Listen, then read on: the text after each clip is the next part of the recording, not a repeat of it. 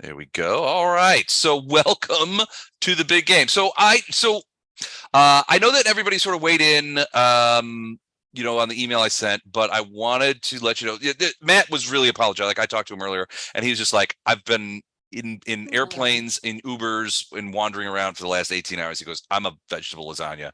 I would be worthless to them tonight. So he's like, I got to get some sleep. So he bowed out, sadly. But there was a lot of back and forth about what may or may not happen tonight and who may or may not be missing. And so as we start, I just want to talk a little bit about some of the things that are confronting you right now as we get started. All right. So during the fight with Fendok. Number one is Gatto.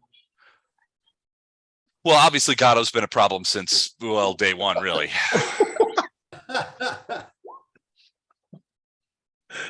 And now even more so of a problem. But hold on, how to get that out of the way.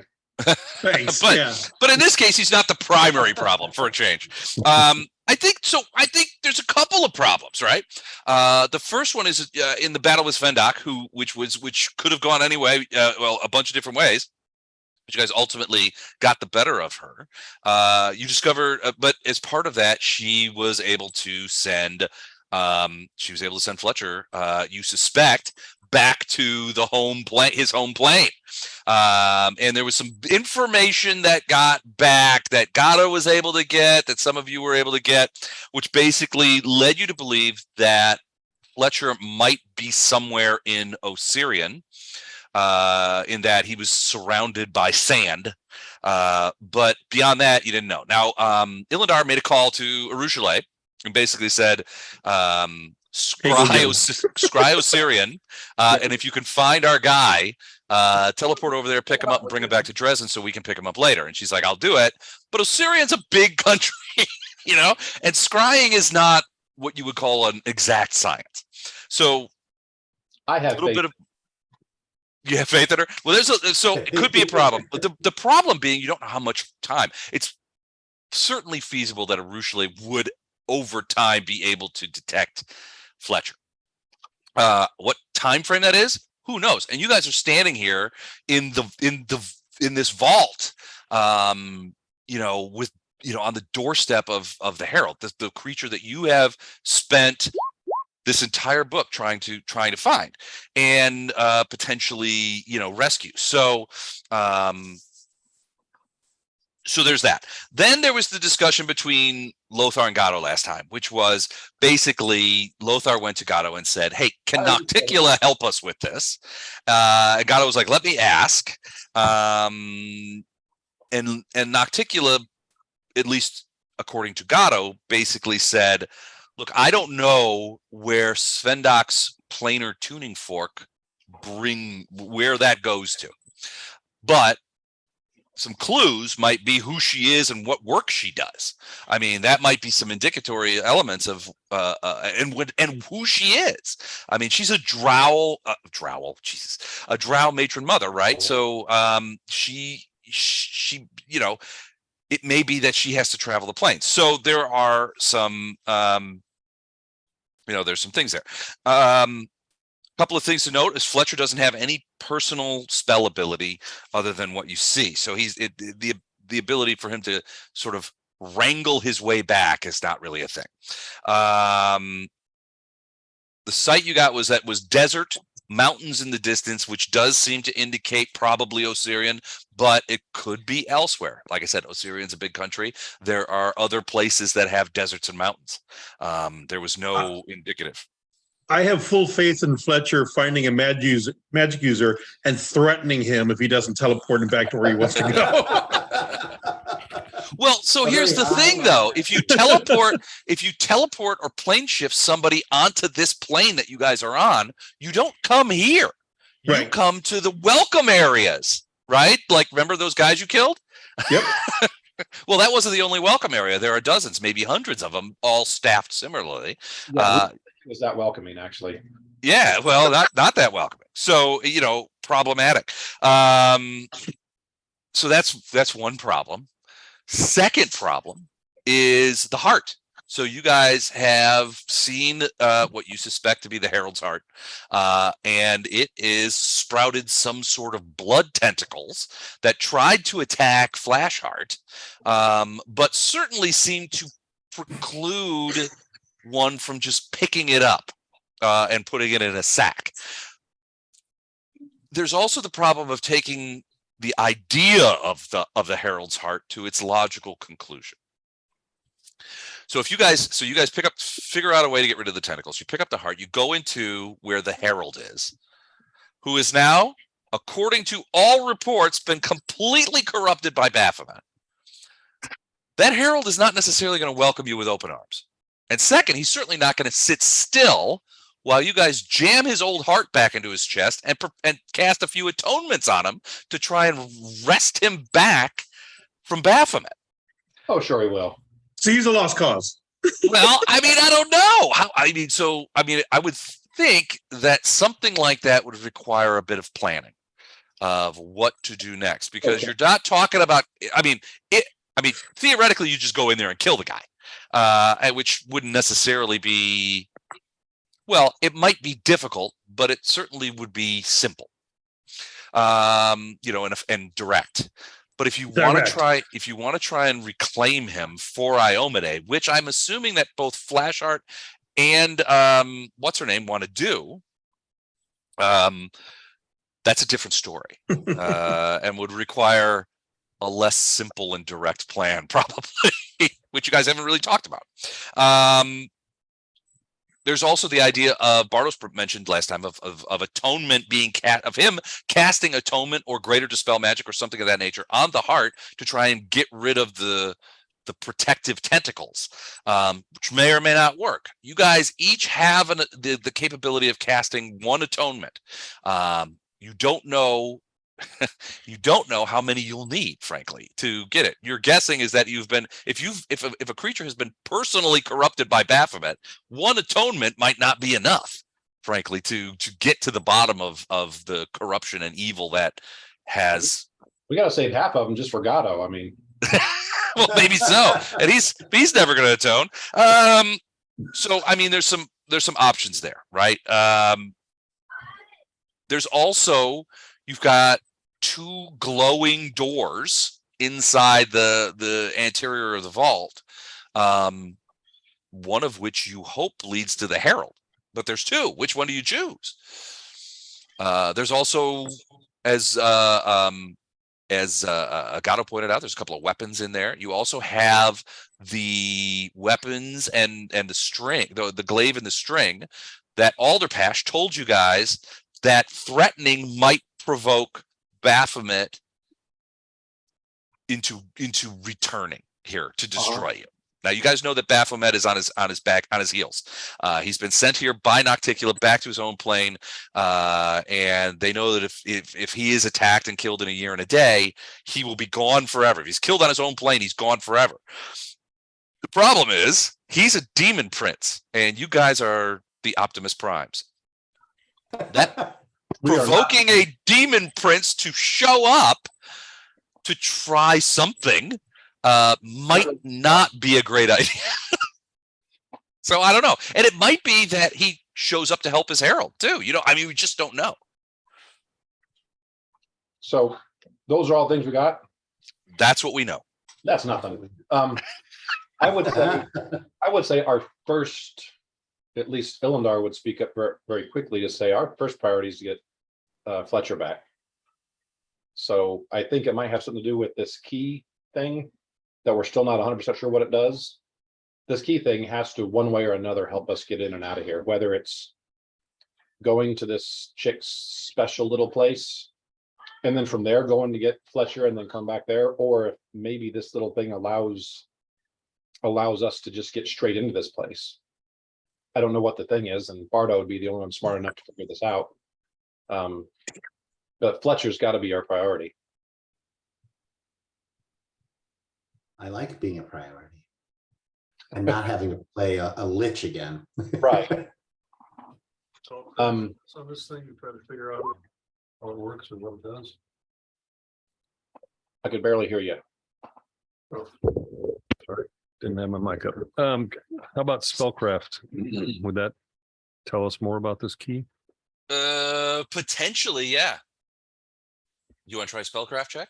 Or knowledge arcana, which would be more appropriate, you think? They're only Probably spellcraft. Knowledge arcana is more general questions or how things work. Spellcraft would be like plumbing the depths of this particular item.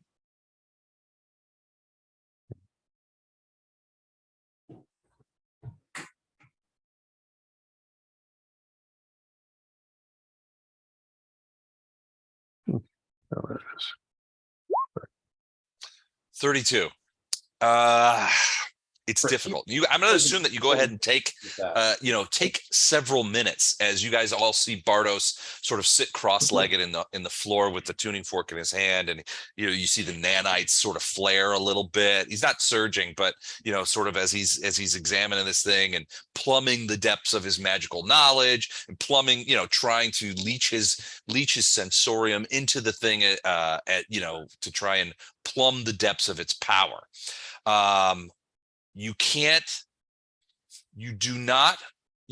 plumb exactly where this tuning fork goes. What you can do is remove some obvious candidates. It certainly does not target anywhere on the prime material plane. It does target somewhere in the abyss. You think that it does target somewhere on this plane. But where that is, you can't tell. But from everything we've talked about, it's probably something that will put us in a position where we might be able to teleport away from, possibly. Well, it's a plane shift focus, right? So, I mean, or get back in here after we get out.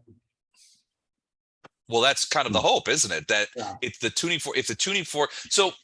I mean, keep in mind what the ineluctable prison is. It is a place where Baphomet has set far away on this plane from everything else. Remember, you guys had to travel for a while, and I can't remember. It was at least days and maybe weeks of various kinds of teleporting and plane shifts and going up in the mountain to get to the location of this place. And since this is a plane surrounded by chaos and largely this entire plane is made up of a great maze. It's probable, in your opinion, Bardos, that that the specific location of the ineluctable prison moves. It changes. It changes where it is. Now, it always stays far away. It always stays remote. It always stays way high in the mountains. Remember, you guys are like in Everest level mountain heights where this thing is kept. You'll remember Lothar had to make sure that he had saved spells so that you guys could be protected and have enough oxygen, be protected from the cold that existed at these heights. But yes, and it changes. So, I mean, it does make a certain kind of sense to assume that this tuning fork brings, is attuned to the ineluctable prison. Svendok was a warden. Svendok was also a drow, which meant that she probably had other things that she was doing. I mean, she probably didn't sit at a desk in this building all the time. The warden of the ineluctable prison would have been a very big job for her, and she was a very capable drow. Les, I got an idea I want to run by you. Okay. With two possibilities. I've got a spell, Secret Chest, which basically allows me to hide a chest in the ethereal plane, and Farina's character has that thing where she can basically create a pocket plane so we can hang out in. If we go in one of those locations that is located where we're at here now, so as long as it's still in existence, could we teleport from that location, which isn't in this plane, to the prime, and then teleport back to that location and then step back out into this room? That's a really fucking good idea. That's why he's the smart one. That's why he's the smart one. Wow, that is a great idea. All right, so yeah, so basically, what's the name of that spell? The pocket plane spell. Jennifer, do you remember? Oh, you mean where you can hang out? Yeah. Find it. Was that Sylvan Hideaway? Ooh, I think it is. No, I think so too. Okay, I here we agree. go. Sylvan Hideaway. Sylvan Hideaway, it is. All right, so let's look at this. When the spell is cast, it creates an extra dimensional underground space large enough to comfortably hold blah, blah, blah. The room is a sealed 5x5 foot camouflage trapdoor that can be locked within. The door in the room and the minimum the same material used component. You can cast the shape in the room. Well, so it hinges on the idea of extra dimensional. So let's look at that. So Extra- basically, if you can make that thing stay in existence as it is for an extended period of time, I think it would work. I think you may be right. You A num- couldn't cast the spell, have us go in, teleport out, and then from the other plane cast it again, because then it would be attached to that plane, not here anymore. So a number of spells and magic items utilize extra dimensional spaces, rope trick, bag of holding, handy haversack, portable hole, and similar. These spells and magic items create a tiny pocket space that does not exist in any dimension. Some items do not function inside another extra dimensional space. They cease to function. A bag of holding brought into a rope trick, blah, blah, blah. The only exception is when a bag of holding, a portable hole, forming a rift in the astral plane. All right, so that's an interesting point. So normally I would say extra dimensional, when they say does not exist in any dimension, means that is outside completely of the planar structure. And that would sort of indicate that this might not be able to be teleported to. Hold on, I'm going to Google this. Can you teleport to an extra dimensional space? Can you teleport? Or to out of an one would be the. extra dimensional space, or out of one? We have to teleport back into it though, right? Okay, so according to this, I've been wondering, is there consensus on the feasibility of teleporting into and out of an extra dimensional space? Can one dimension door into or out of the interior of a bag of holding, for example? Or are these locations considered to be on the material plane or apart? Not possible to teleport. An extra dimensional space is basically a tiny demi-plane. You can use plane shift or other means of planar travel, however, to get into and out of an extra dimensional space. So there it is in black and white. All right. That's a hell of an idea you came up with, Gordon. All right. So yeah, theoretically, depending if you could keep it open. How long does those things last? 28 hours. How long does your Sylvan Hideaway last? 28 hours. That's longer than a day, which means you could cast that. We could immediately between Bardos and Illindar, we've got a couple plane shifts and greater teleports between the two of us that we could do. So we could definitely, you cast that, we could go in there, plane shift home from there. So one plane shift to get home, one greater teleport to get exactly where we wanted to go. If Arushale is really good, she's already grabbed Fletcher. If not, we can locate him, teleport to him, and then plane shift back to this thing, and then walk out and do all that in less than 28 hours. It's possible. It's possible. But if it hinges on Arushale's ability to scry. Well, she doesn't really have a way, and that's Well, why when Well, I was, hang on a second. As As for far, clerics that are in Dresden, as because far as, better at that. And as far as, ones can like pinpoint someone from or within thousands of miles. The higher level divinations are pretty accurate and far. And the nice thing about her is she can teleport at will. So even if they say, "Oh, we think he might be here," she teleports there, looks around, he's not there. The next round she's back, saying, "Nope, he's not there." So it's not like it takes her a travel time to get to wherever he's at. and scrying is generally scrying on the person. And Right. your chances improve based on having met them, know them, whatever. So she's met Fletcher. Well, she has, and plus whatever cleric's been there, I'm sure all of us are known. Right. So I would say that some of them probably know Fletcher.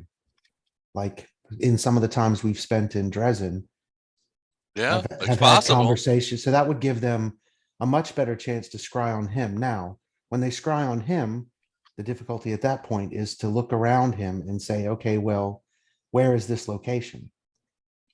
Is he close enough to a landmark or something identifiable that would allow them to sort of hone in Mhm. on where he's standing, but finding him specifically shouldn't be that big a deal. Yeah, Bardos has that scrying stuff too, that special stuff that enhances that ability. So even if Arushale can't, when Bardos gets on the prime plane, he could probably find him pretty quickly.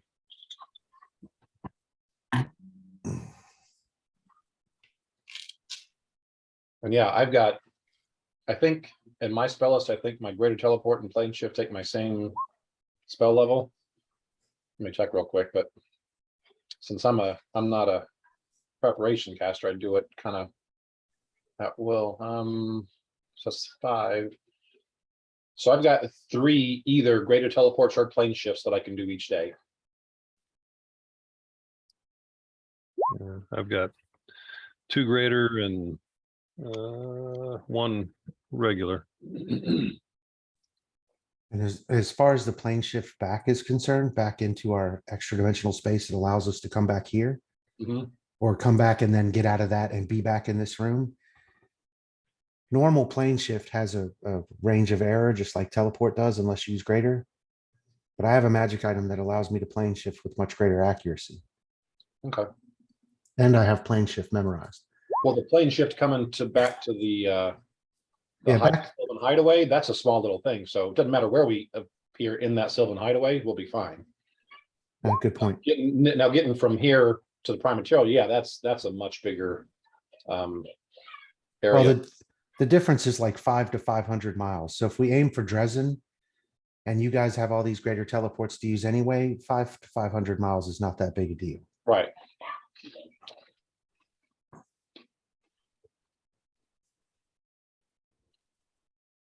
Honestly, Bardos would probably rather, if he can, rest and make sure he gets all his spells back because he's used quite a bit. So if it's going to take, or maybe we all need to rest anyway, I don't know, but I'd really rather rest before we face anything big anymore. Yeah. I've got 3, like I said, 3 5th level spells. So before we even rest, if she can do the Try to get Sylvan him back. Hideaway, we can all go in there with my 3 spells. I could get us all home to our home plane and then greater teleported to wherever we want to go. And then I've still got 1 spell left before I'm done for the day. And then with all that spell And stuff, then we could rest. You could get all your spells back. yeah, I was gonna say with all that, if we could get to the prime, find Fletcher and get back here within, well, really at that point, 12 or 14 hours, then we'd still have plenty of time to rest in the Sylvan Hideaway before we had to reemerge into the vault. Yeah, if I can get away with 1 teleport once we get there, like if we can get there and if Bardos can say this is exactly where he's at, and we just use the 1 teleport to get to him, then I can use my 3rd, 5th level to plane shift us back to the Sylvan Hideaway, and we can do all this in, however long it takes us once we get to the plane to find Fletcher. So I've got enough to get us there and back, Yeah, cool. and then we could rest, and then all of us be full spells for the next combat.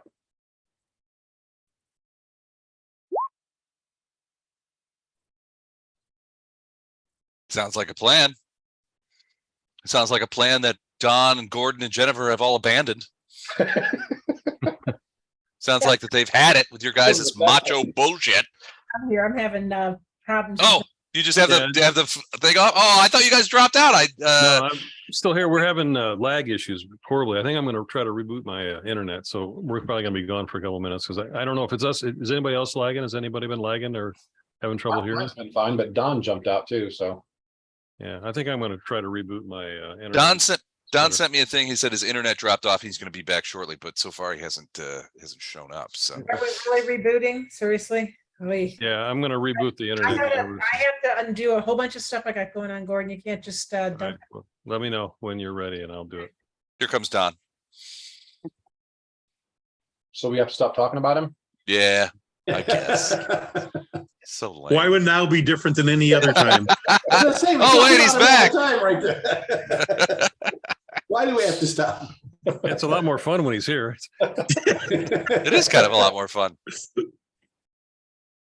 It just, all of you just froze at the same time. I'm like, okay. Yeah, you couldn't even. Not ideal. It looked like a glitch, didn't it? We've been Yeah. practicing that for a while. Just go completely silent and like go completely still. Gordon, I'm not lagging anymore, are you? Not right now, no. See, all you gotta do is threaten it. We'll try a little bit longer. It works with all the tech for all my family because they always call me for computer issues. And usually they talk to me and okay, I'm gonna come over and check it out, and then nothing ever. And so sometimes the threat is all it needs is, you know.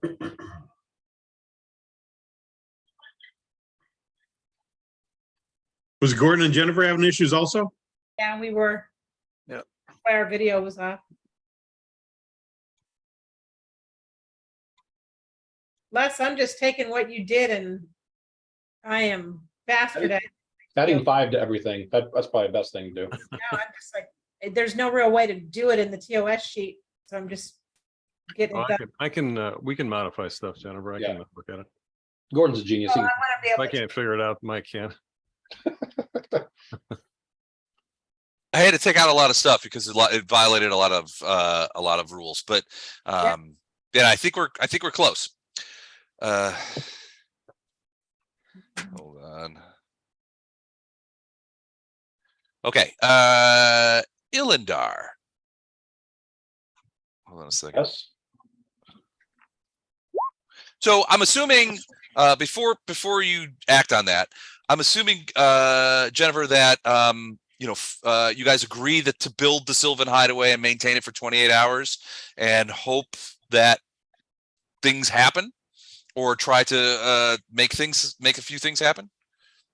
I mean, is this area pretty much secure now? We don't have anything. There's Can we nothing in make this it? area. Nothing. mean- Nothing lives here except for the heart. The heart. If you go into this other room, you will see the heart is in there, and the heart is in there, and the tentacle still exists. So it's still, I guess, if you want to consider that to be, another creature or something like that. But the tentacles are connected to the heart. There's no way they can interfere with you guys resting, even if you didn't go into a Sylvan Hideaway. As long as you stay outside of 12 to 15 feet away from the heart, the tentacles can't hit you. But if they are sentient at all, they might be able to either contact or tell if somebody comes here that It's possible. there, I so mean, there's how are you certainly gonna do it out of this room. Yeah, they're certainly aware that there are creatures in here, but you got if you remember, they were moving all the time anyway. So I mean, there were creatures in here before. It's possible that it could communicate to somebody else or to Baphomet. I mean, it's possible. So let's just find a place that is as secure as we think we can have, that where this, because this thing's got like a trap door, right? That is not very easy to see, but it is. If you wanted to be super secure, we go back to our Rune Lord friend and do it in his room. Well, yeah, that might be a good idea. Then we Oh, get- yeah. He did offer. Yeah, you could do that. So Les, is that where we got our first batch of magic items that wasn't too far away? Trying to be question and still get it across. No. This is so. Oh, let me answer, Gatto.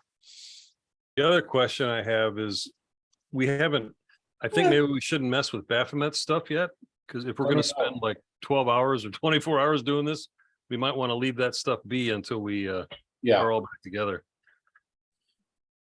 yeah. Ilindar be the first person to like admit he's kind of freaked out about, taking on a demon prince. Even with everything aligned for us, doesn't really have a lot of confidence in our ability. So yeah, I really don't want to provoke this guy while we're down people. And yeah, Come on, Fletcher's got a Glabrazoo arm. How bad can it be? Yeah, but Fletcher's not there. yeah. See, Fletcher's not there. Yeah. The weird thing is his arm is though. That's kind of weird. Bits of him are being left all over the place.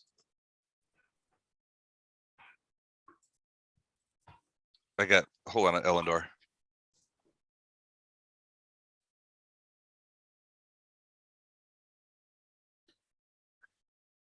Hold on.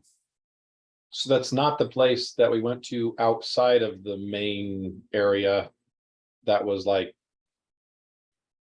a few hundred yards. No, it's inside the castle. Okay. And basically I just sent you what it looks like. You've never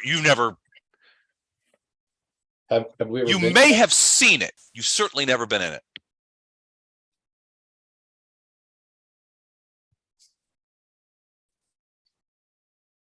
Okay, well then, after he ponders this for a second, he is gonna pull everybody aside and say, so good news, Ruchelet found Fletcher. He's in the Dwarven King's vault inside the Citadel, which I've never been inside, don't know how I got in there. And he's probably gonna ask you guys, did any of us ever get in there, or do we know if this is somewhere we can get into? Well, no, I mean, so you guys have all been into Castle Drezen, and in fact, when you guys are in Drezen, largely you spend the bulk of your time in Castle Drezen, the Citadel Drezen. Right. You also are out, as you recall, the last time you were at Drezen had fundamentally changed in a lot of ways. First, I mean, Horgus was doing caravans like once a week to bring food and materials and people to Drezen. What had happened is the population had surged. The dwarves, the original, you remember the dwarven armies that came, Right. and basically put themselves in charge. Only that half-orc woman that you guys knew, she's also sort of like commander emeritus of the human population. And Geyer, that the General Geyer, who you guys worked with on a variety of things, he's still there. But Drezen has become much more like a small city than it was when you guys first encountered it. It was full of demons and it was like 10 people. Right. But because of the activities that went on afterwards, a lot of the area was cleared out around Drezen and sort of reclaimed a little bit, right? There are now, well, I think it's in sort of like January, February of the year. So there's not really farms, but they're clearing land. Druids are there sort of helping to set things up. They're going to grow crops here. They've attracted shops and shopkeepers and greengrocers and families coming from a variety of places coming to Drezen to live, to repopulate it. And with the last time you guys were there, it was a much bigger place. And now, since you guys are, I mean, Skyway is there, tied to a big pole, or floating around. Who knows what the hell they're doing? But I mean, it's become a very different place from Think of where the tourist money coming in just because of him. Yeah, exactly. It's a tourist trap. It's the Branson of the world wound. So, when you talk about, when Arushale reaches out to you and says, "Yeah, this is really strange," because you told her, our man in the field says that he sees mountains, he's surrounded by sand. Arushale's, I got it. She starts scanning. She's going through Assyria, and it takes her a couple hours. So then she's like, I brought my scry inward, and I'm like, I think I found him, and he's like in the building. It's like, Fletcher is in the building. Get out. And she's like, I can follow this. So she basically dowsing rods her way to where he might be, or where her scries are telling her he is. And she basically gets to the front vault door of the Dwarven King's vault. And basically this vault is essentially a giant iron cube set in the stone of the Citadel. It's probably 15 by 15 on the inside, but it's a giant bank vault. And it's not like open all the time. It's basically the Dwarven King of Drezen uses it to house, it's his treasure house. So it's not like he's in and out of there all the time. He's like, oh, I'm going down to the ale house, so I need 20 silver pieces. Hold on, I got to open the vault. He's got the little stuff handled. He's not Scrooge McDuck. Yeah, he's not Scrooge McDuck. So the likelihood, I mean, Arushale can ask and basically say, look, this vault hasn't been open for weeks. There's been no need to. I mean, they still get in and out of there, but nobody's been in there for weeks. So, but all my scries are saying that he's in there. Well, then have someone open it up. He's probably like holding his breath. He's probably tired of holding his breath in there. Well, they're like, do you want me to open it up? This seems really weird. How did he get from Osirian to here? Oh, yeah. Do you guys want to be here when it opens up? Just in case, because frankly, some of the dwarves have met Fletcher and they're a little nervous. Well, just open it up and then run away. Yeah, it's like Just have one bring it. guy open it up and then run away really fast. It's kind of analogous. Did you ever use one of those live traps to catch a raccoon in your yard? And then Yeah. you're basically what you're saying is you catch a raccoon, you bring it in the garage, you close the garage door, and you're on the phone with people across town and they're going, just open it up and let out the raccoon. See what happens. It's like a Monty Python skit. So have a Rougelet, if anyone can, she can probably calm him down if he is aggravated or upset. I'll just, Vergado could calm him down. oh, I am talking to her, so yeah, I'll tell her. Just, calm him down. She's like, you mean like with a sap? Yeah. Very large sap. Hold on, I got to go fill a bag full of pennies. I was gonna say, several levels ago, she could have handled him. Right now, she can't. So, He'll be fine. And she hasn't seen me for a while. no, when we first met her, we were all like 5th, 6th. Oh, 7th. yeah. So I was like, at that stage, yeah, she could have probably taken on the whole party and beat us, but now that's not the case. Yeah. Well, I mean, she would have seen you guys the last time. I mean, Yeah. when you left, when you guys got back from Illusionera, you came back to Drezen and spent some time there because Right. remember it was the Queen and a couple other people and the Iomedean Avatar that met you at Citadel Drezen to sort of tell you, hey, we need you to go fight Hey, we Baphomet know we're having for to do us. this, but Well, if you guys aren't busy. if you guys are busy, can you go to the Abyss and hang out for a while? That'd be great. Of course, You guys have been in the Abyss so often, I think you're getting your mail forwarded there. Yeah, we're probably gonna get tax forms in the mail. Thank you. You've been here long enough. You got a residence by the amount of time you spent here. And I bet Abyssal tax forms are even worse than the stuff we got here. I have a frequent visitor card with 8 stamps on it. Yeah. 10 stamps, you get a free sub Yep. and some horns. Hmm. All right. So, yeah, I mean, Arushale is We were she's- fighting. she's naturally nervous about this. Yes, and she should be, but she should be fine. I mean, we can be there in a couple of minutes, right? Why don't we just set this up to it and Actually, yeah, we can. Yeah, now she knows. Now we Well, know that. Yeah, we can. She's do that. like, look, you told me he was in the deserts of Osirian. I looked there, he wasn't there. I look here, he's in a vault. How did he get there? Yeah, I'll tell you when I get there. It's a long story. Okay, all right, because I got to be honest with you, I'm interested myself on how he got there. All right, so you guys, It's only. I just want to get the timeline right. So you guys, Ferrado has already made the Sylvan Hideaway, and you guys have gotten in it. You guys been resting. Ilindar, you've been waiting for Arushale to get back to you. 2 or 3 hours later, she does. She says, I found him, but it's not what I expected. Explains to you what happened, and you're like, okay, we can go to Citadel Drezen. Yeah, I can get us there in 2 spells. We need to put this to where we think it's protected, and right now, the Rune Lord's lab isn't that far back, right? Well, you have No. to you have to truck all the way back to the Nexus and then go back down his staircase went like really Right. deep into the thing. But yeah, I mean, it would Well, be that's gonna be the most a while, Yeah. but you would do that before Right. Ferrado cast the spell. Right, but that would be the most protected place to put the door to the Sylvan Hideaway, because he could kind of protect it for us.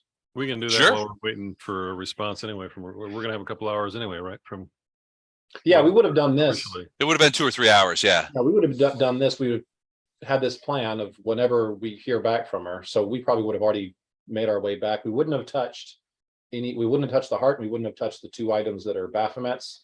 We're Mhm. leaving those as is. We're just gonna go back to. I'm gonna go put him back. Oh my gosh, Legato, what are those bulges in your pocket? Empty your pockets right now. Nothing. I'm just happy to see you. Is that a All right, goat? so you guys go there. So obviously Alderpash is very interested in talking primarily you, Bardos, about the plan, what you guys have seen. I'm assuming you're sharing with him pretty much everything. I wouldn't share the key with him The tuning fork, the planar tuning Right. fork. because if Okay. that really is a way out, he said he's going to help us because he wants out. Who's But- got the tuning fork? Is But that- yeah, if I he- presumed you did. that is his way out. So there's no reason for him to be loyal to us other than he's loyal to us because we can help him get out. Hmm. We bring the tool in that allows him out. He's going to say, "Okay, see ya, I'm out of here." The tuning fork. I mean, Bardos. If you express that to Bardos, Bardos would explain that the tuning fork would be if so. Alderpash is under some very specific enchantments.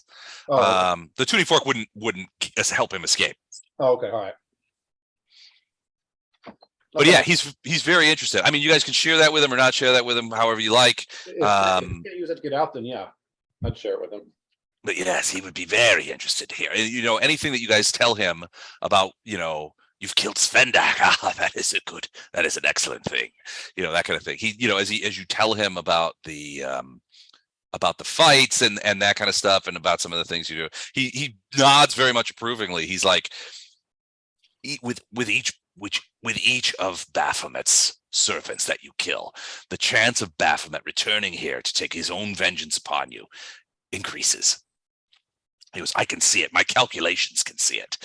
He's like, have you decided? I'm assuming that you will make your last stand against Baphomet here so that I may aid you, yes? Yes. Excellent. I'll I think that. grab a friend though, real quick. He got sent home. Do you explain to him what you're doing there? Yeah, so we're going back to get a friend because during the fight with what's her butt, she did something to him and he disappeared. And then we did some spell research, I guess. I don't remember how we found that out, but anyway. And then we found out that he got sent back home to our plane. So Okay. Alderpash is like, I've never seen one of these tiny demi-planes. May I take a look? I'm always interested in new, interesting magic. He goes, as much as I know about planar travel, the creation of tiny demi-planes was outside of the scope of my education. If you would be so kind, and he speaks to you, Ferrado. yeah, as long as you don't break it, we're hoping to do it here. That way you can kind of protect the doorway for us. We're going to go grab our friend and then come back. Indeed, excellent. Okay, yes. If I may enter, Ferrado, will you show me how this is created? Absolutely. So if it fails, then can he create it again? Can he, if he is able to cast spells, could he do the spell himself? Can we teach it to him in case we don't get back in 28 hours? Once you and Alderpash are in the demi-plane, he reaches over, he smiles at you, which is kind of a weird thing, and he shuts the door so that only Ferrado and Alderpash are in the thing. And Jennifer, I'm going to send you a message. Do I want to see your message? Beth? Just call out really loud. Oh my God. Should that message go to HR? Oh, boy. Who is HR in our group? That's probably. I mean, Got Gotta him. be Gatto, yeah. This guy is, I'm not sure exactly who this guy is. Because I just dropped back into this game after being gone so long. Who is this guy exactly? He's a rune lord, which What is He's that? a very powerful wizard that has been locked up in this prison for who thousands. knows how long. And he would like to be released. So if we kill Baphomet, he can get out. We have released him already. Which might be our next adventure. He can't leave the prison Yeah. until Baphomet's killed. We're visiting his prison cell. Yeah. He's got a whole lab for his prison cell, but Okay, thank you. so definitely not a nice person, not someone you want to invite over for a barbecue after this is said and done.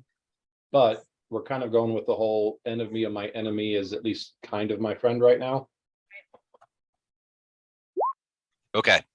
So he's roaming free within the prison. He just can't leave the No, prison. No, he's not. his cell Why is. did he close the door? He We went- closed the door to your demi-plane. So there's the trap door the plane with just you and him in there. So Farina, I sent you a message. I can change it 5:30. I wouldn't. I can just send something. I didn't really. I do. Oh, Boggin. this is this guy. Yeah, I absolutely do, Les. Okay. I just threw something out there so that people can know about it. Several weeks ago. Struck, not truck. Okay. Got it. All right. So then you guys are so Alder Pash and Ferrado are up in the Sylvan Hideaway for a couple of minutes, or about a minute, I guess. And then the door opens back up, and Alder Pash comes floating back down, or I guess it's in the ground. So he comes floating back up out of it, and he turns around and hands out a gnarled, kind of gross hand to Ferrado, who sticks her paw in it, and he helps her out as well. That was quite interesting to see, Ferrado. I thank you for showing me the intricacies of your demiplanar magic. Quite interesting indeed. Hey, we never, Please go about the business of retrieving your friend. I will see to it that no creatures disturb you. thank you. Of course. Do this.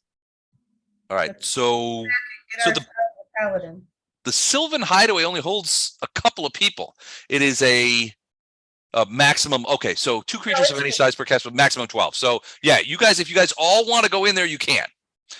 I'm But dismissing Storm before we head in there. You're You what? do what? I'm dismissing Storm. Okay. Storm is gone. So there's only 1, 2, 3, 4, 5 of us. Well, technically, I guess the Paladin would be with us, even though he's not. True. Actually, the Paladin's probably crashed on one of the couches down here. He's probably going to hang out. He's wiped. All right. So yeah. So you guys. So who? All right. So you guys are all in the demiplane. You get the message from Arushale about 3 hours later saying he's in the vault for reasons that we don't understand. Right. So at that stage, I tell her I'll see her shortly. So then I'm going to cast Plane Shift. Okay. Now, Chuck, is this something that your item can help? Actually, it's kind of irrelevant because I'm going to teleport when we get wherever we're going. So Yeah, the item can't help you. If I cast plane shift out of here using the item, then Okay. I can get us spot on where we need to go. okay, your But that's up to you. skills are more important than mine right now. So I'll use Plane Shift to get us to our plane, shooting for Drezen, but it's going to drop us 5 to 500 miles from there. Hang on, let me- Potentially, yeah. yeah, So it's, wherever it drops us, as soon as it drops us there, the very next round, I'm casting Greater Teleport Okay. to put us in the entry. There's no teleport bans in Drezen, right? There's no areas that are. That are banned? No, not for you.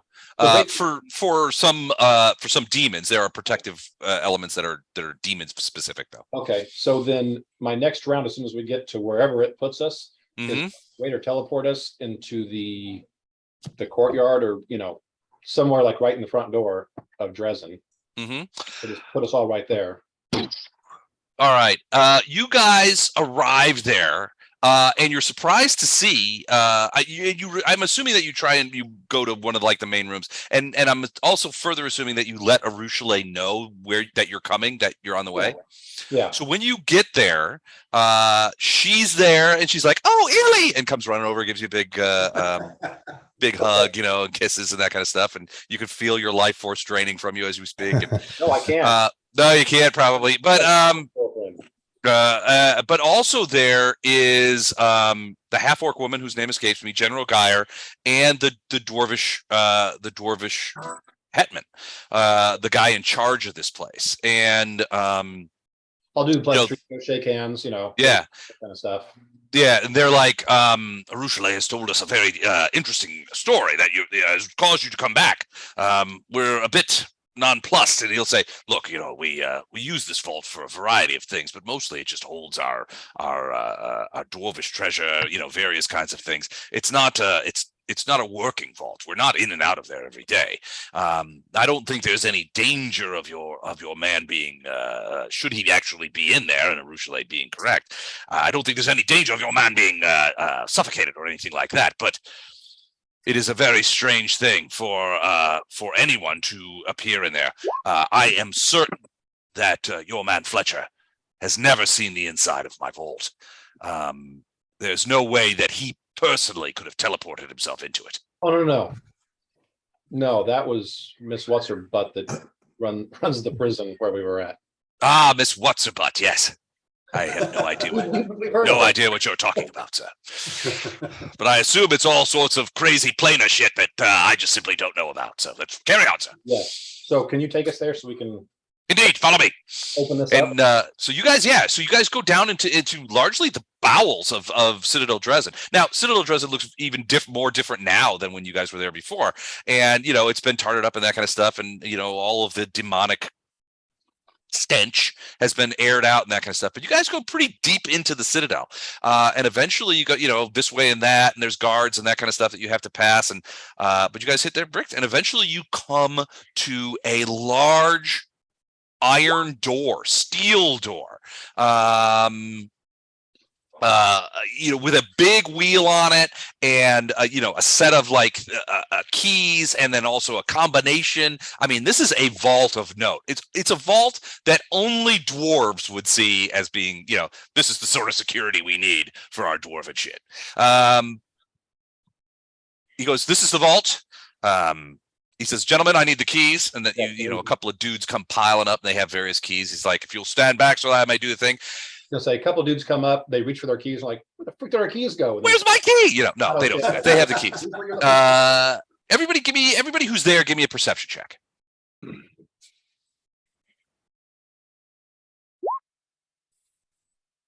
Aren't we all there? Yeah. I'm assuming Gatto is back in the ineluctable prison looting something. Are icons up there? Like I said, I think he took the keys of the guys who are trying to get in. You find him inside the vault with Fletcher. You guys wouldn't believe what happened to me. All right. So, Frida, that can't possibly be. That's Is that your... That looks like initiative. Yeah, didn't you want an initiative? I'm sorry, you wanted a perception. You have a much, much larger perception. Oh, We can fight, but Excellent perception. let's just go for perceptions right now. okay, let's roll. I'm sorry, I gotta put my macros back together. Those damn macros. You failed better than I did. Coming hot out the gate. Roll. We're moving hot. Well, nevertheless, it's still pretty good. So you do hear, in fact, as the dwarf sort of the dwarven hetman, the king, kind of like he grabs the things, and you can see him sort of like, and he's about to plunge one of the keys into the one of the locks, and he stops and he sort of listens, and he's like, "Well, there's no question that someone's in there." And then you guys can hear it on the other side as well. At first, you can see like the vault door handle kind of like go. Uh-huh. And then who's got the highest one? So Lothar and Bardos, you guys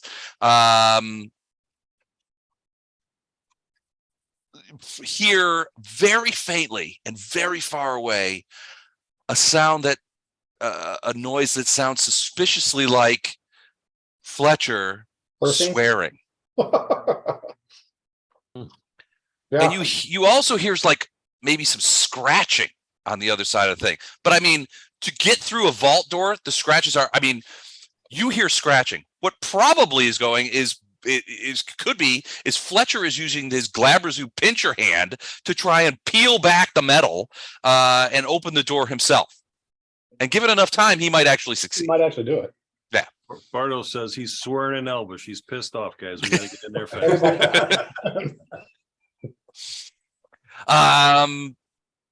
So yeah, I mean, Bardos, you and Lothar are absolutely convinced that it is definitely Okay. Fletcher behind this door. tell him, hurry up and open this door. Otherwise, there's going to be a lot more damage on the other side of this.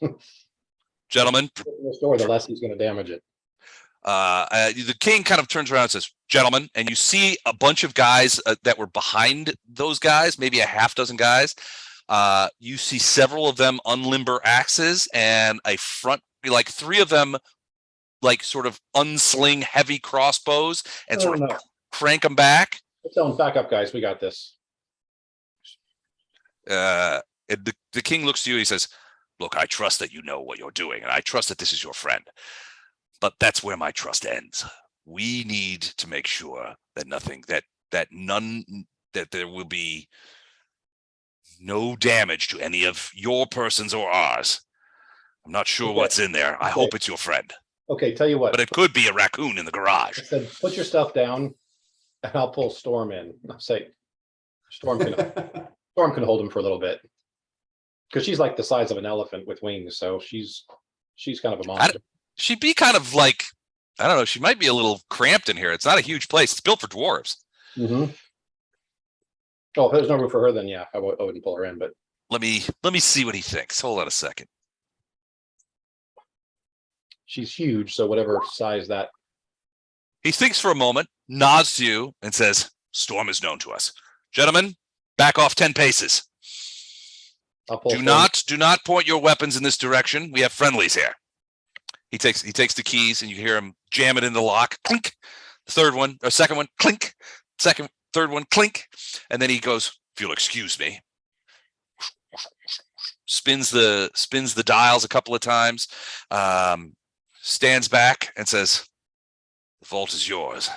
And he moves sort of like behind you guys back where his major domos and the 6-man sort of commando team are back there. If there's some kind of lever or something that Storm can get a hold of, there's a wheel. Okay, she can at least grab that, and I mean, I can undo the wheel, but she can just grab it and open the door. Mm-hmm. Okay. Yeah. I mean, it's like, a vault wheel. You spin it around and it opens up. So you guys spin it and it just kind of goes, and you can hear sort of the bolts kind of like being dragged forward. It's pretty heavy. I mean, it's not automated by the instruction. They kind of have to like winch it backwards, but no hydraulics or anything. No, nothing like that. They haven't gotten hydraulics yet. That's artificer shit. But yeah, I mean, it's open. Do you open the door? Yeah. And Storm's up front. Door opens wide, and you see standing there is Fletcher. But at the same time, it's not Fletcher. And Dan, would you like to talk a little bit about how not Fletcher is? Well, the first thing is, as the door is opening, they would have been hearing him cussing out all spellcasters and magic users and magic and all this crap. I'm going to kill them all. Oh, sorry, not you guys. Other spellcasters, I meant. And then get very sheepishly and say, thank you for rescuing me. What you would notice, I mean, at first you probably were assuming he was raging, and you'd start to realize he wasn't raging. He was throwing a hissy fit. But the first thing that you notice is his eyes are gone. He has no pupils. Oh. Just has the whites of his eyes. Ew. He also, in kind of coming down from his rage, you catch the fact that his rage look is different. He always got a little bit animalistic, kind of an animal hide to him. Right. It's a little less furry and a little more spiky now, and just looks a little less like it used to be like a jungle cat, like a lion that he would turn into. This looked a little more ferocious, maybe more like a manticore or something like that, a little more intimidating. But other than that, he just seems like Fletcher. Oh boy. So Illindar would like look at the eyes and say, dude, your eyes, can you still see us? What do you mean my eyes? Of course I can still see you. What's wrong with my eyes? Yeah, so as you guys look at him, and it is the first thing that you guys see when he stands up. It's Fletcher, but you look at his eyes, and his eyes are completely white, almost opalescent or pearlescent. There's no iris, there's no pupil. It's just a white orb in his skull, and they're both like that. It doesn't glow or anything. It's more like your first thought is that he has like really profound cataracts. If you've ever seen somebody with really bad cataracts where they have that sort of white glaze over their eyes, where the cataracts are, it sort of looks like that. But when you look closer, you can see that it's not that at all. The eyes move normally, like he's focusing and stuff like that, and you can see the orbs sort of like jacking around in there, but no pupils, no iris, just white orbs completely. Wait, Ilndar would tell you, dude, your eyeballs are completely white. Oh crap! Freaking magic! Oh. When you tell him that and he begins to get aggravated, you could see that on. Dan, where did you say the spikes were instead of hair? On my non-Galabrazoo arm. On the arm and sort of up That's the what it shoulder is. a little bit on his neck. These are not hairs. They're actually they look kind of like large porcupine quills almost. And they kind of come down in sort of a line down his shoulder, around, sort of down and on and across the neck. Now, as he's like sort of gesticulating, they're sort of lying flat. But as he gets aggravated, so Ilndar's like, dude, your eyes are fucked. And he's like, son of a bitch. You can see that these quills just kind of start to like rise up a little bit so that they're much spikier.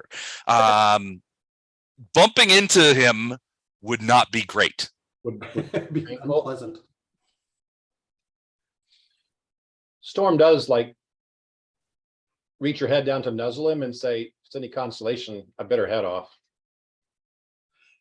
Oh, that's better. Well, but you did it without me. Did you go Baphomet already too? No. Oh, I really didn't And want then to. Ilndar was like, no. We're definitely not doing that without you. Oh, excellent. Thank you. For your benefit and ours, we're not doing this without you. I've got some revenge. Needs Well, action.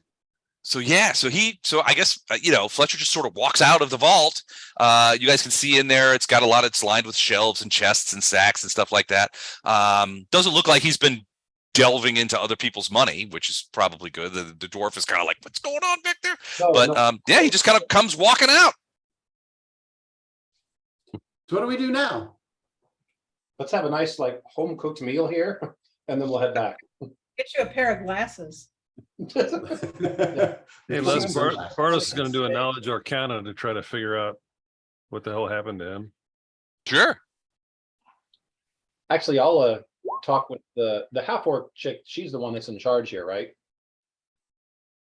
Yes. And I don't have her name in front of me. Yeah, I'll just ask her, hey, do you think we could get an impromptu meal with, the higher ups here? And she says, I would be remiss in my duties if I didn't take advantage of your presence in our great city to at least provide you with a sumptuous meal and allow you some rest. Kind of chat and tell everybody what's going on and have an hour or two of good time, and then we got to get back to where we're going.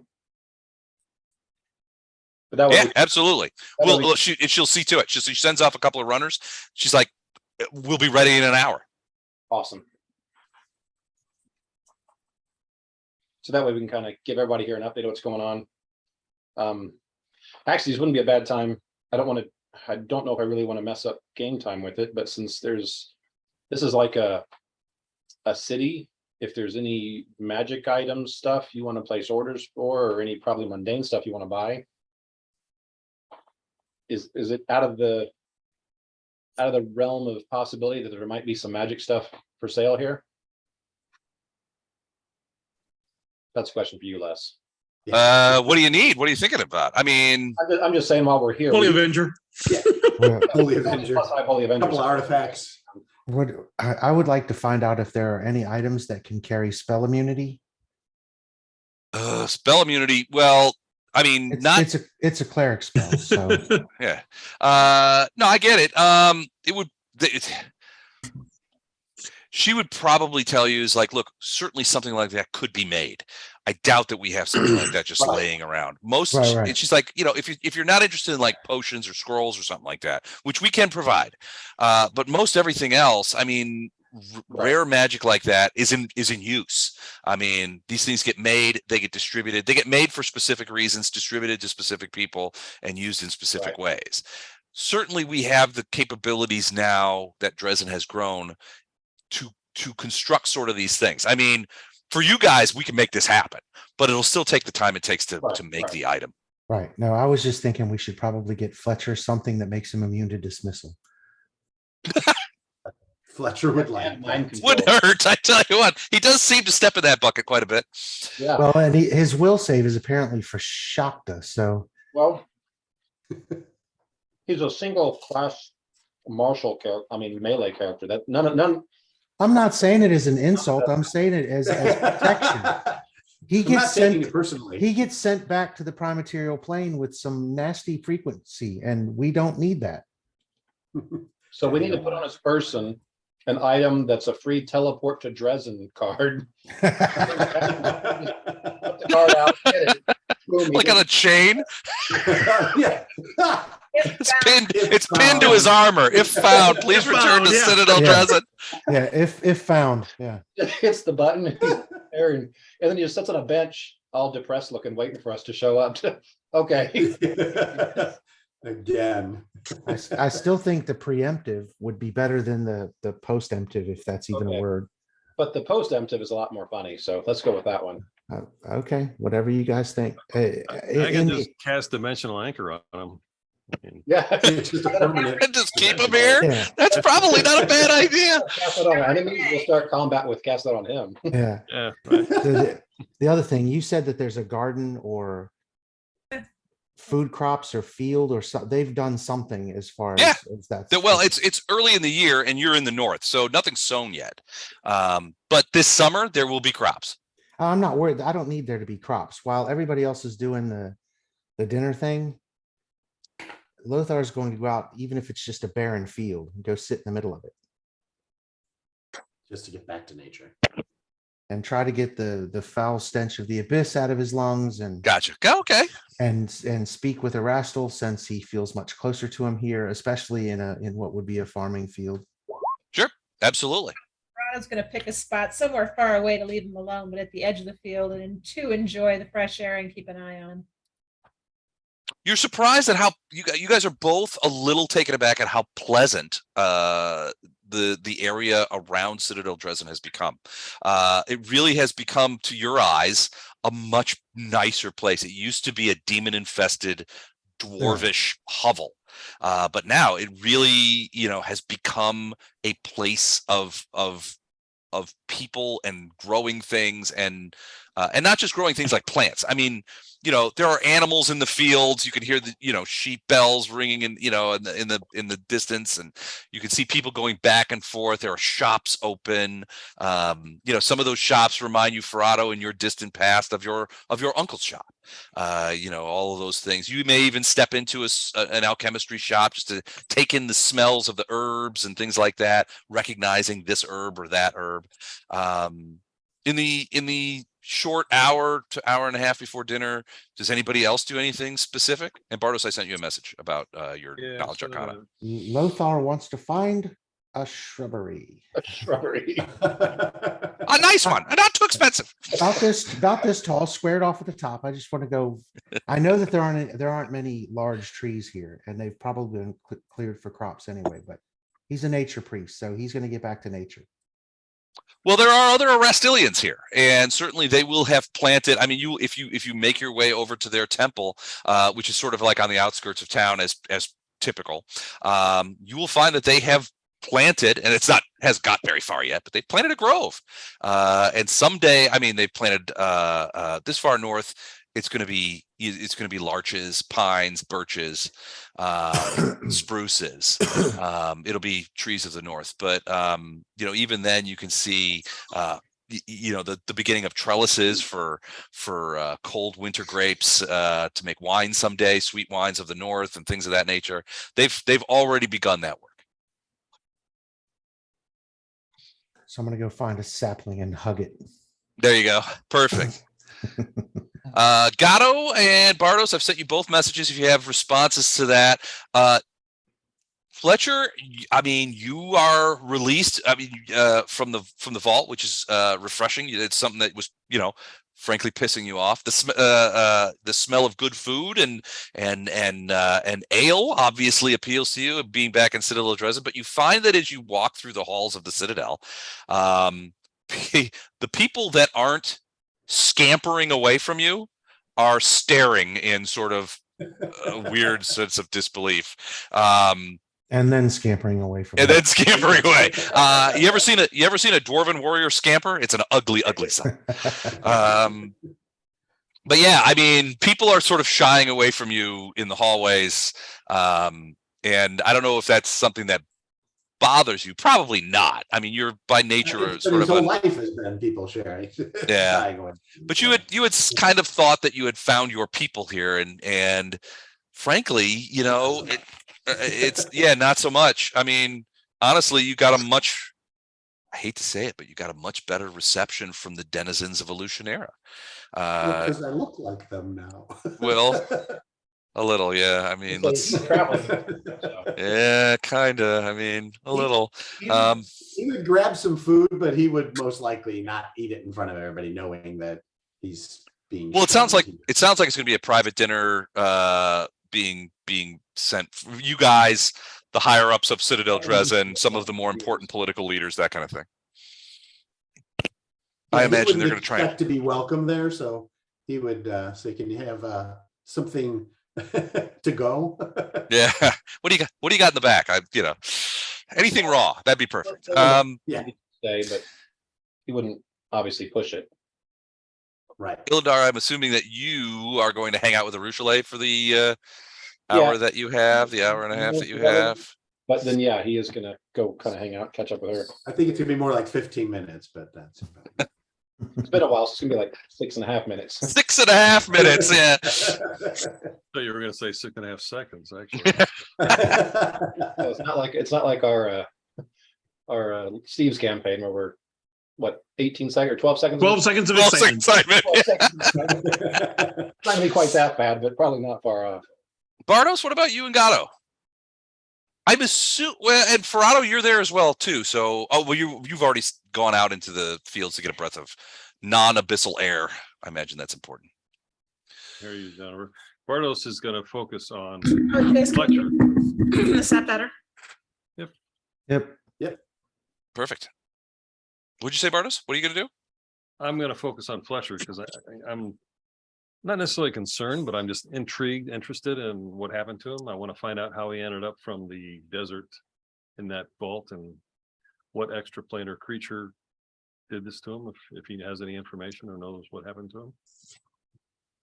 So I'm just trying to be his friend basically and talk to him. Two things you'd learn fairly quickly. One, I don't know how observant you would have been to his beast totem, which is a tattoo that he has on him, but you probably would have noticed it before. It's changed now. It's a manticore rather than a lion.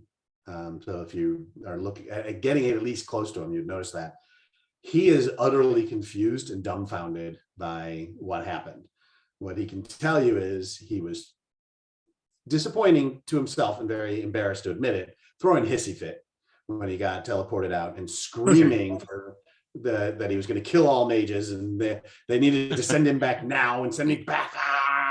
And something appeared, maybe he's not really sure. He was really kind of grand mal temper tantrum, and suddenly, bam, he was involved.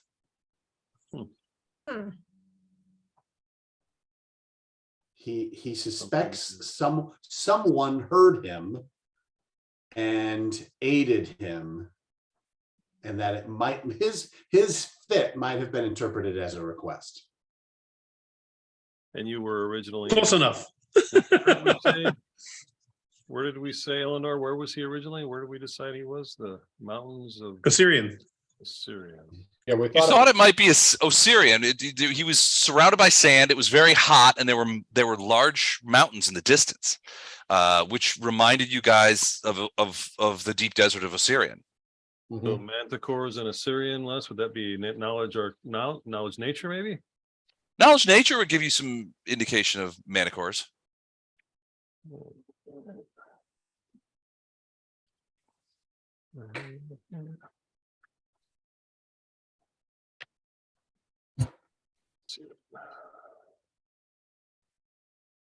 But ultimately, he's just thoroughly embarrassed right now. He's fine. We don't have to worry about it too much. Yeah, and That's Bartos will gonna try to last reassure all him. about 3 minutes. You'll be Yeah. fine.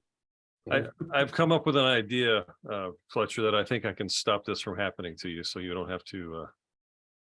When we get into these Oh, that'd be major awesome. battles, I'll put a dimensional anchor on you, and then you can. They try to do that to you, then you won't go anywhere.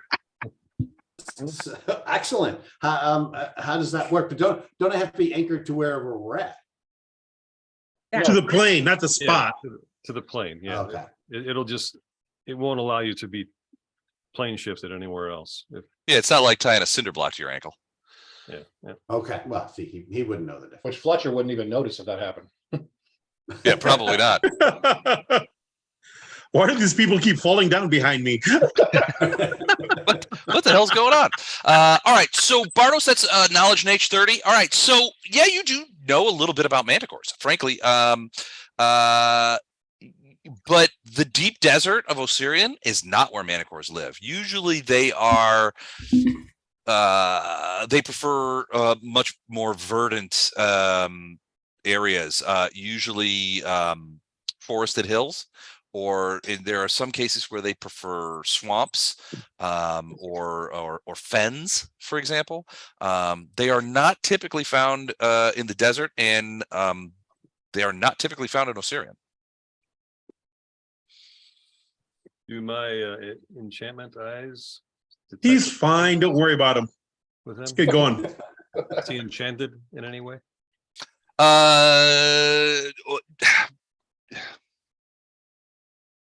are no. That's a spells. great question.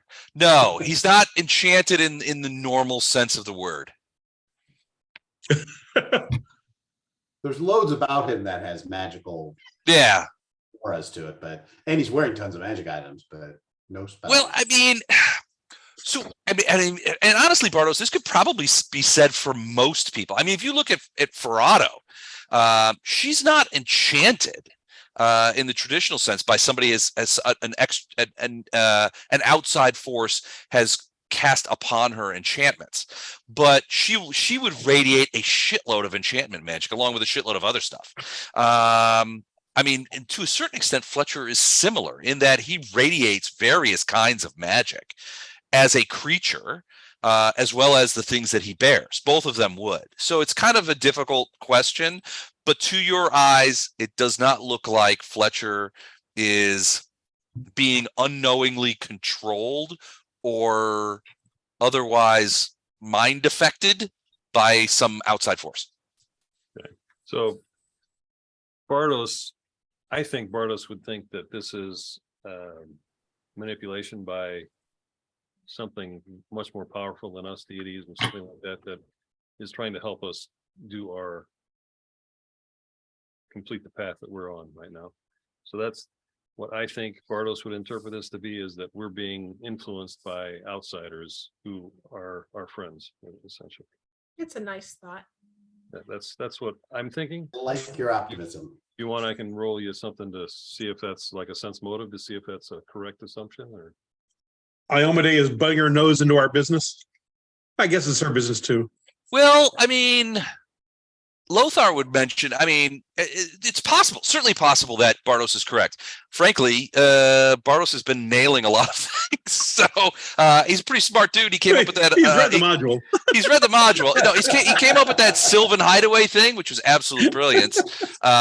You know, that kind of stuff. Yeah, he's your guy's Einstein. So Lothar would point out that in this case, I mean, it was just common knowledge that neither Erastil nor Iomade are in any way associated with manticores. Manticores are And he Well- might drop his voice at this point. He's like, manticores are sort of like large evil beasts. Well, it's just oh, are they? Okay. Yeah. I thought it was just an adaptation from the old icon he had. But we're trying to take on Baphomet though, so I mean, our circle of friends is, I think, might be expanded. It's possible. Yeah, absolutely. friends. Lothar, give me a knowledge religion. This is just for betting purposes, if nothing else.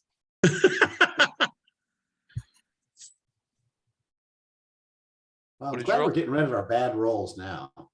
What'd you roll? He rolled a 7. 22 overall.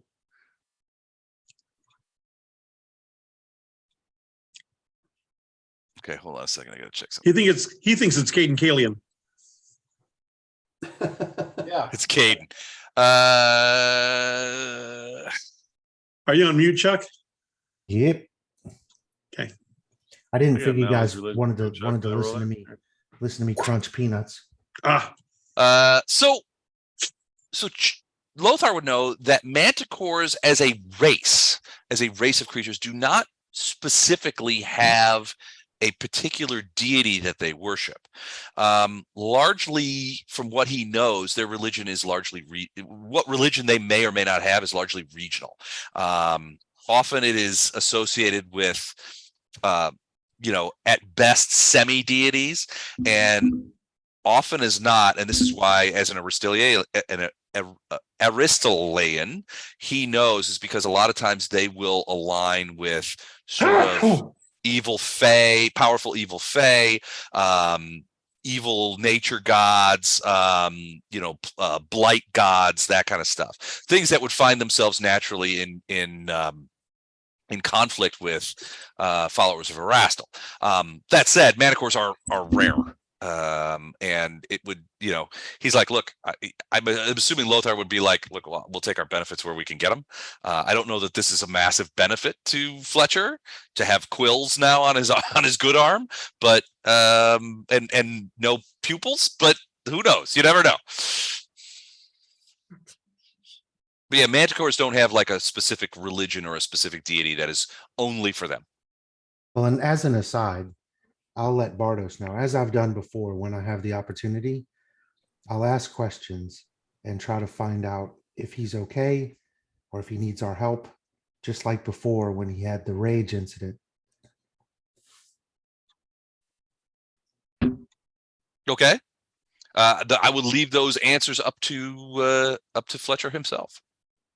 Well, no, I'm talking about communing with a deity. Oh, you're going to talk to Erastil about it. Right. Gotcha. Okay, so that would take some time. Yeah, I mean, you'll have time to do those rituals outside. That's an interesting question. Let me know exactly what you're asking. Well, much like last time, I figured I'll email you the questions. That sounds fine. I can email you answers. Because it's a bunch of if then, and I get so many questions. Gotcha. But it's like, if this question is yes, I don't need these 3 questions. I move on to the, whatever. It's a tree. One. Yeah, exactly. Just Got like it. Before. So. Okay. Yeah, no, definitely email me the questions and I'll get you an answer or a series of answers. Question 1, should we kill him now? Answer. I can't believe you haven't killed him already. Hurry up. No, the true answer to that is good fucking luck. Well, I mean, he seems, I mean, other than him looking different, he seems the same. I mean, he seems like he's the same Fletcher that you guys knew, that you guys knew from a couple hours ago when you got into the fight with Svendak. He doesn't seem fundamentally different. Yeah, so we assume he can still do 486 points of damage in a single round, which is why I said the true answer is good luck.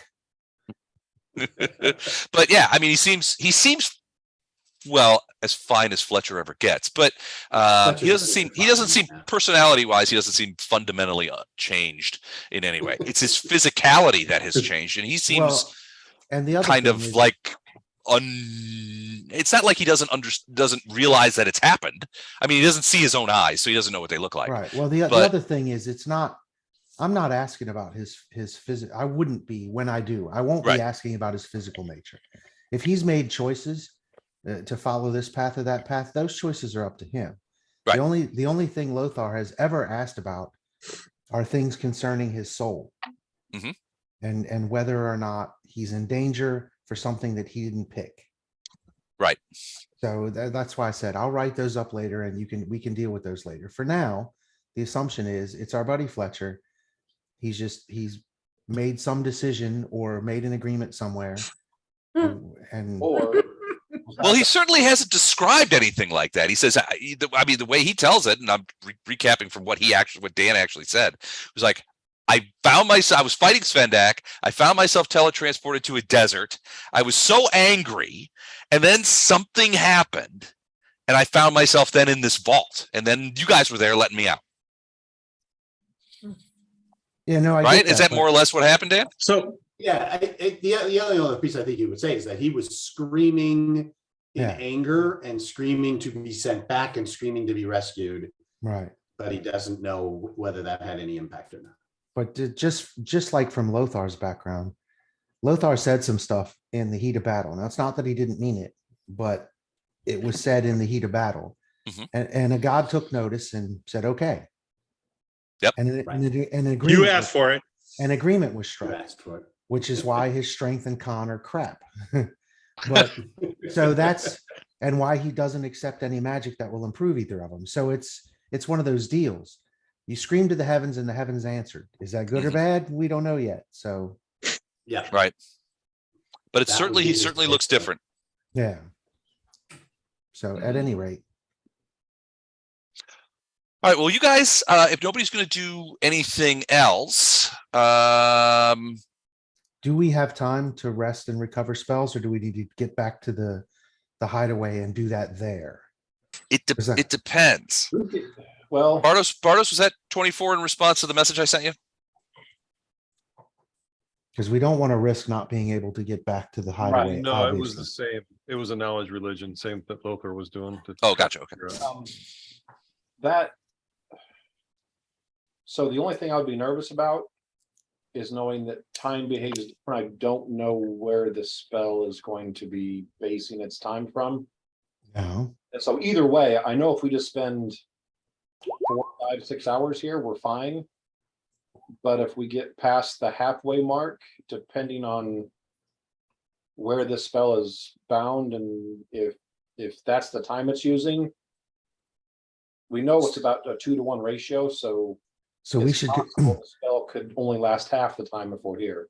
yeah. So we should go there first and then rest, because at that point, I think Right. Farina or Ferrado or whatever will know how much longer her spell has left.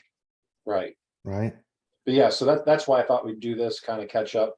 I mean, we haven't had like these kind of comforts in a long Yeah. time because we've been out adventuring. So I You think- just wanted to get back to your girlfriend. Shut up. Hey, first thing I did was food. One needs one strength. Because you needed your strength to see her. Okay, shut up. So,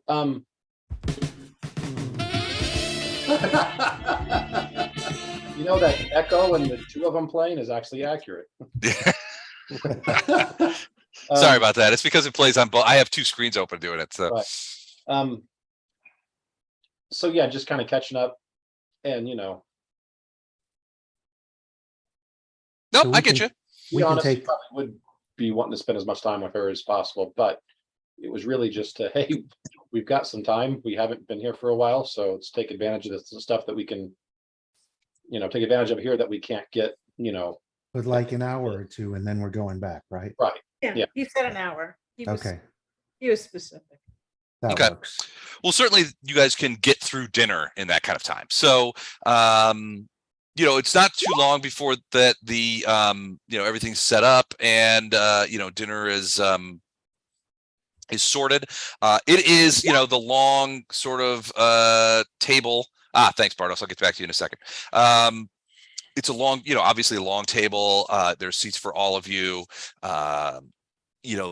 The half-orc woman is there. Several of her guards. Geir is there. The dwarven king is not there, but several of his high ups are there. And people that inside from Citadel Drezen from before. And basically, it's a feast. There's wine, there's plenty of food and drink. The half-orc woman talks about, the things that are locally grown mutton and that kind of stuff. So, I mean, there's a lot of good things here. And it's a feast that a year ago or 6 months ago would not have been possible in Drezen. And it really is a testament to the fact that this city is really growing well and becoming a defensible city in the north, a Mendevian city. Irabeth, yeah, that's right. Anyway, she's basically like, look, I would love to hear the story of how it's going and how you found yourselves back here.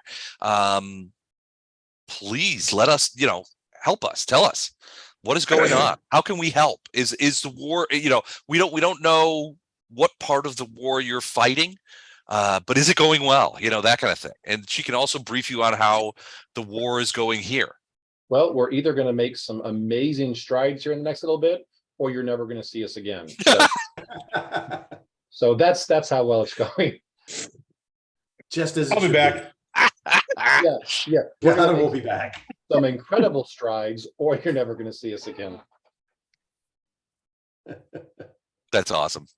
And as much as we would like to sit around and share stories, because we have just as much interest of how the war effort is going here as I'm sure you do, we don't have a lot of time to spend. We have to get back. So we're not taking a long rest. Not here, I think Not- is what he's saying. Yeah, not until we Okay. get back. Once we get back to the hideaway, then we can take a long rest if there's enough of the hideaway left. Okay. All right. Meal. Yeah, you could definitely enjoy the meal and wine, and it's very pleasant. They seem Irabet and the representatives of the Dwarven King are a little bit taken aback in that you guys are unwilling to sort of share with them, how things are going or give them any sort of information. But ultimately, they are largely warriors, and they understand that time is of the essence. They understand the need to you can't sit around blither blathering and debriefing for all the time. You need to get back into it. And so even though you could tell that they would greatly love to know what's going on, they hold their tongues. So eventually you guys finish dinner, say your pleasantries, say your goodbyes, and prepare to return. Les, did you see my last note? I did, no problem. Okay. So what do you guys do to prepare to go? Anything? We got Fletch. I'll say group hug, and I'll cast plane shift. Group hug and plane shift. All right, so you're plane shifting back to the. So here's a small issue. You're plane shifting back to the Sylvan Hideaway. Right. The problem with plane shift is that you miss. Well, the Sylvan Hideaway is the extent of the plane. Yeah. It is of a certain size. You can't Yeah. miss by more than the edge of it. That's a good point. It's the extent of it. It's not. It's its own element. It's Right, its own so pocket plane. It will be a random area inside there, but Yep. But it will be inside. Yeah, no, that's true. All right, boy, we're making canon tonight, aren't we? Pocket plane cannon. I've got to write that up. And if we have to hold hands for the thing, I'm not holding the claw. You're gonna hold the porcupine quills. I'm not holding the quills. I'm gonna be on the other side. Somebody else can deal with the pointy, sharp, clampy things that belong to Fletcher. And he's not even there. Never mind. yeah, make fun of him, and no even reaction. Why isn't he there? He's not coming with us? Oh, he's Yeah, up there. he is. He's just Fire. not at his computer at the moment. Got it. He's in a restaurant right now. He But is. never has any people there. He's always in a restaurant, a bad one. But Les has been to that restaurant apparently. So I have. It's not a restaurant. It's a bar. And when I was in Florida, Dan and I went there, and we had some delicious drinks. It was great. He's in the little half Glabrezoos room. Okay. Bardos, just sent you a message. unless I'm going to do some magic item stuff while I'm there, but I don't want to tie up game time with it, so I'll email you Okay. after the fact. All right, cool. All right. So yeah, you have it doesn't take long, and the plane shift is and you feel that sort of lurching effect that you feel when you shift planes, and you find yourself in this pocket, in the pocket plane, and the door, the door obviously kind of like sitting up there, ready to think. You're doing it. Ferrado, you notice that time has passed a little bit more quickly here. So you were only in Drezen for about 2.5 hours, but about 5 to 6 hours has passed here. So your guess is that time here moves about twice as fast. It's still, that being the case, you've used about 8, maybe 9 of your 28 hours. So there's still enough time for you guys to get the full rest that you guys need if you stay in here. So it feels like it's twice the time here, according to this, but it feels personally like it's 17 times slower here. Yeah. All right, so you guys get there, Rest. rest, study, do all those things that you like to do. What? Sorry, I'm sending messages to Gato. I quizzed Gatto on what he saw while he was there. And ultimately, you guys are rested. You guys, I'm assuming, get your hit points back, get your spells back, all that kind of stuff, and you were successful doing that. As you reach, you open up the door, and standing there, well, not standing, he's in a lotus position, and he's floating about 5 feet above the ground, sort of like out front of the gate, sort of waiting for you, is Alderpass. He's like, welcome back. I trust that your mission was successful. Yep, we found a Fletcher.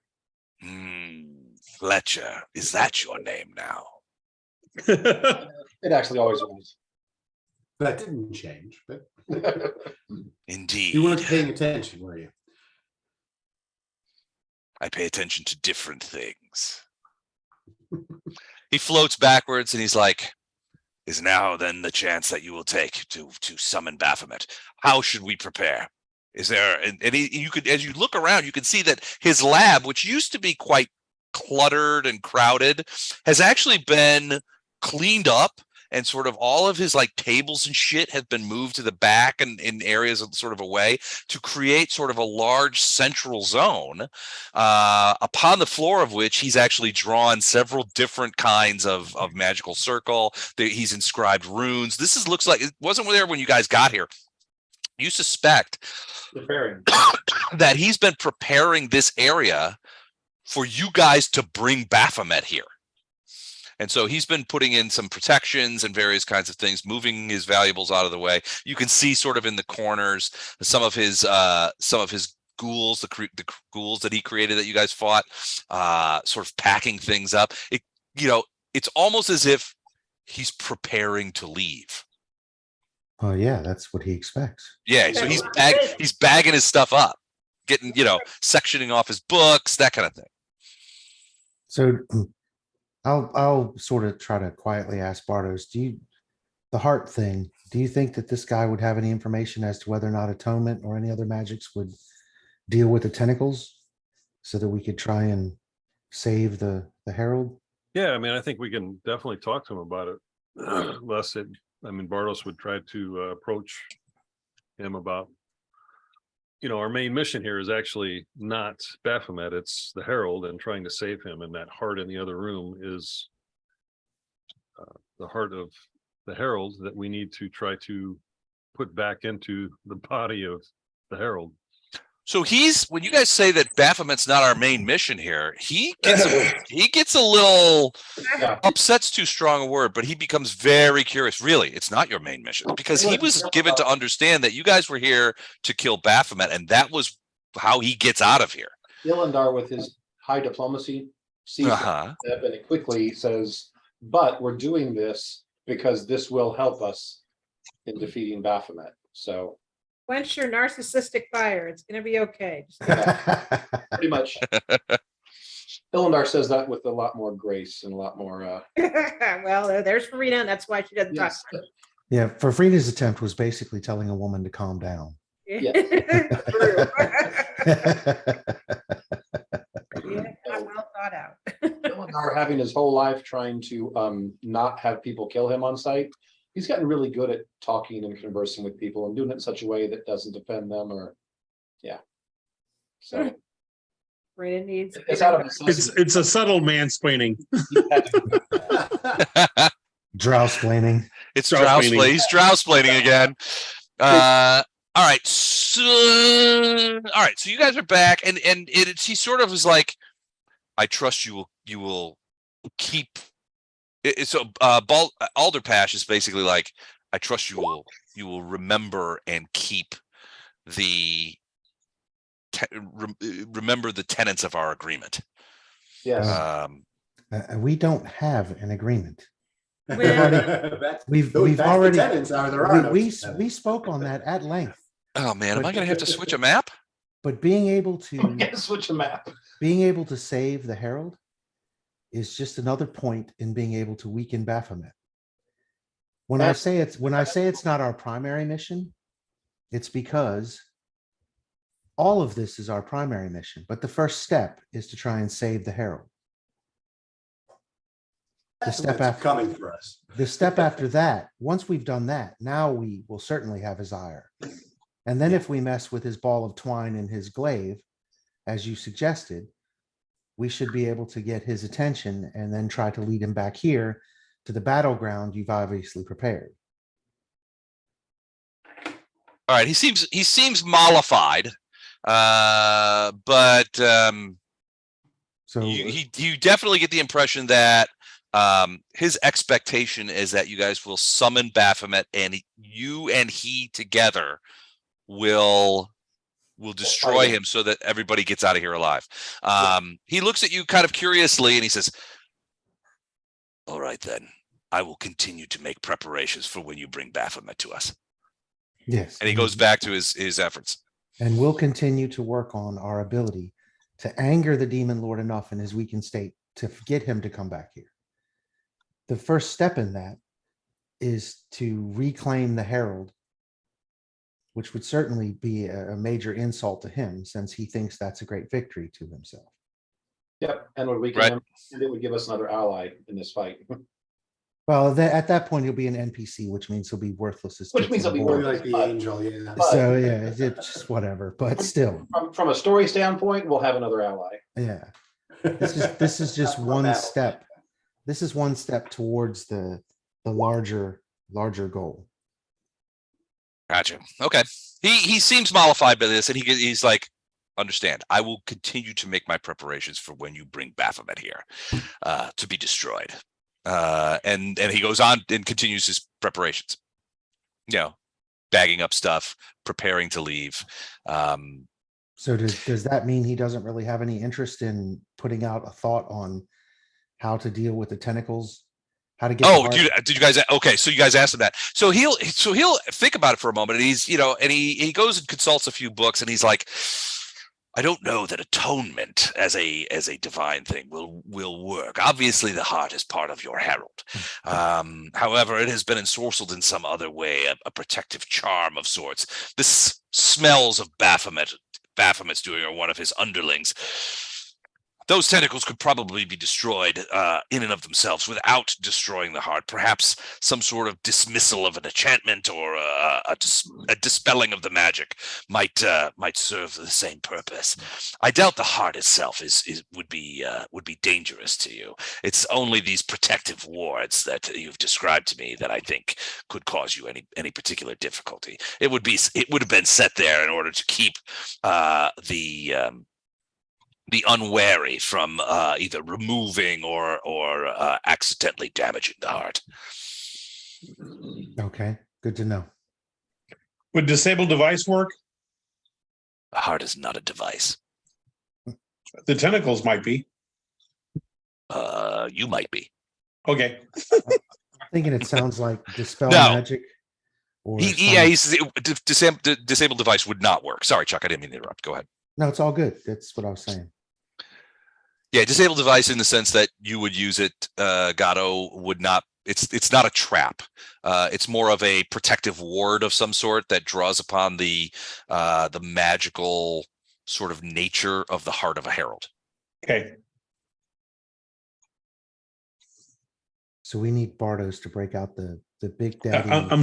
I'm sorry, my simple caravan guard abilities will not help here. We need the big daddy greater dispel magic from our archmage to be.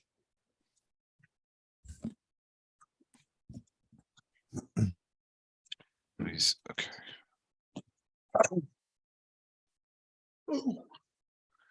Okay. All right. So what do you guys do now? I mean, so obviously, do you have any more questions for Alderpash or?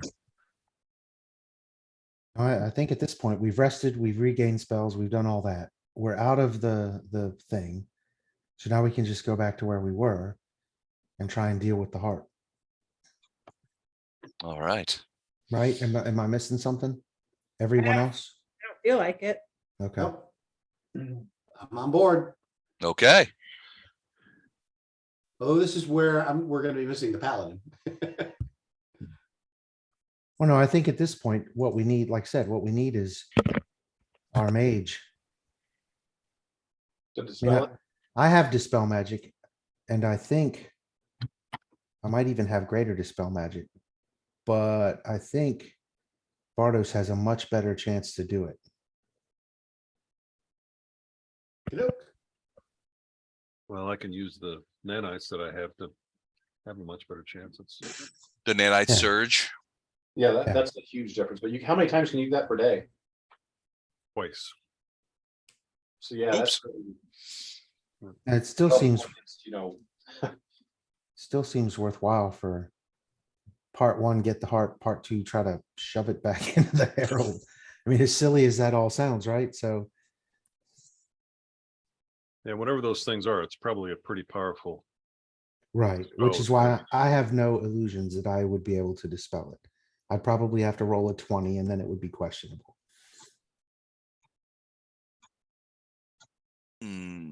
Hold on just a second. Hey, Les, can we do a like a Yeah, I got to get a light in there. spellcraft? I'll be Try right to back. determine how powerful these things are, whatever. Sure. What do you mean? What things? The whatever surrounding the heart, the tentacles. The tentacles? Sure. Yeah, you could try and do a spellcraft check on it. Or would maybe detect magic, like focusing on it for a while, would that just basically tell me eventually how strong it is? I'll do a spell. It would probably be so doing a regular old detect magic would probably not give you what you're looking for. Hold on, I gotta get some light in here, otherwise nobody can see jack shit. Hold on. You guys can still see I can things see. pretty easily. Yeah, I can see. that. I can't see anything though on the thing though. I'm gonna just light this up here. Yeah, detect magic, you don't think that it would be hold on, let's see if this works. Why does it not? I know why not. Hold on a sec. Hold on, let me get this done. And here we go. Why is Need a source of light? yeah, I'm trying to make this work and it's not working.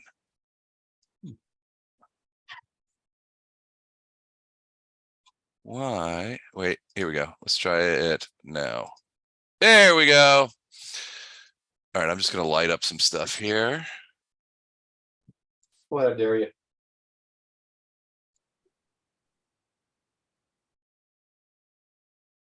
There, that's a little better. Now we can see some shit. Okay. Sorry. So Bardos, to your question of the detect magic won't necessarily give you the heart is filled with enchantment magic, abjuration magic, that kind of thing. The tentacles are more abjuration magic. And as you walk in there and are sort of checking it out, you can see them sort of like whirling around. They don't seem to be hypersensitive in their own right. I mean, they don't seem to be drawing towards you or Gatto in the room or Lothar or anything like that, nor do they seem to be reacting to the sort of arcane probes that you're sort of doing on it, the detect magic, that kind of stuff. Your guess is that they are mostly physical. They're created from something out of the heart, but the tentacles themselves are physical. So 36 spellcraft to see if it's something that I could dispel. It feels like it could be dispelled.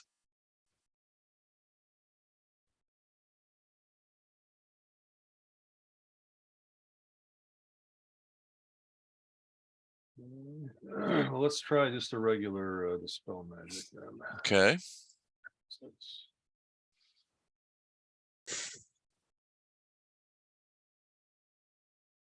D20 plus 14. Oh.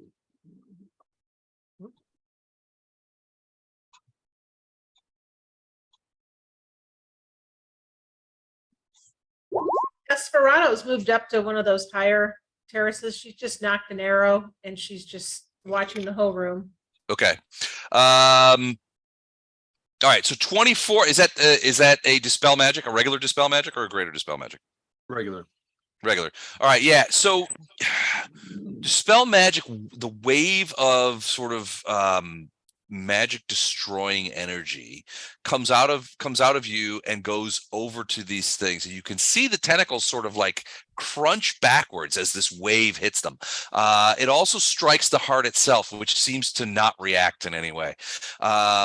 The tentacles sort of like they withdraw a little bit sort of onto the thing and sort of cluster around the heart and sort of enclose it. So instead of an actual heart, it now looks like sort of a big pile of blood red worms, kind of like swirling and squeezing around in a pile.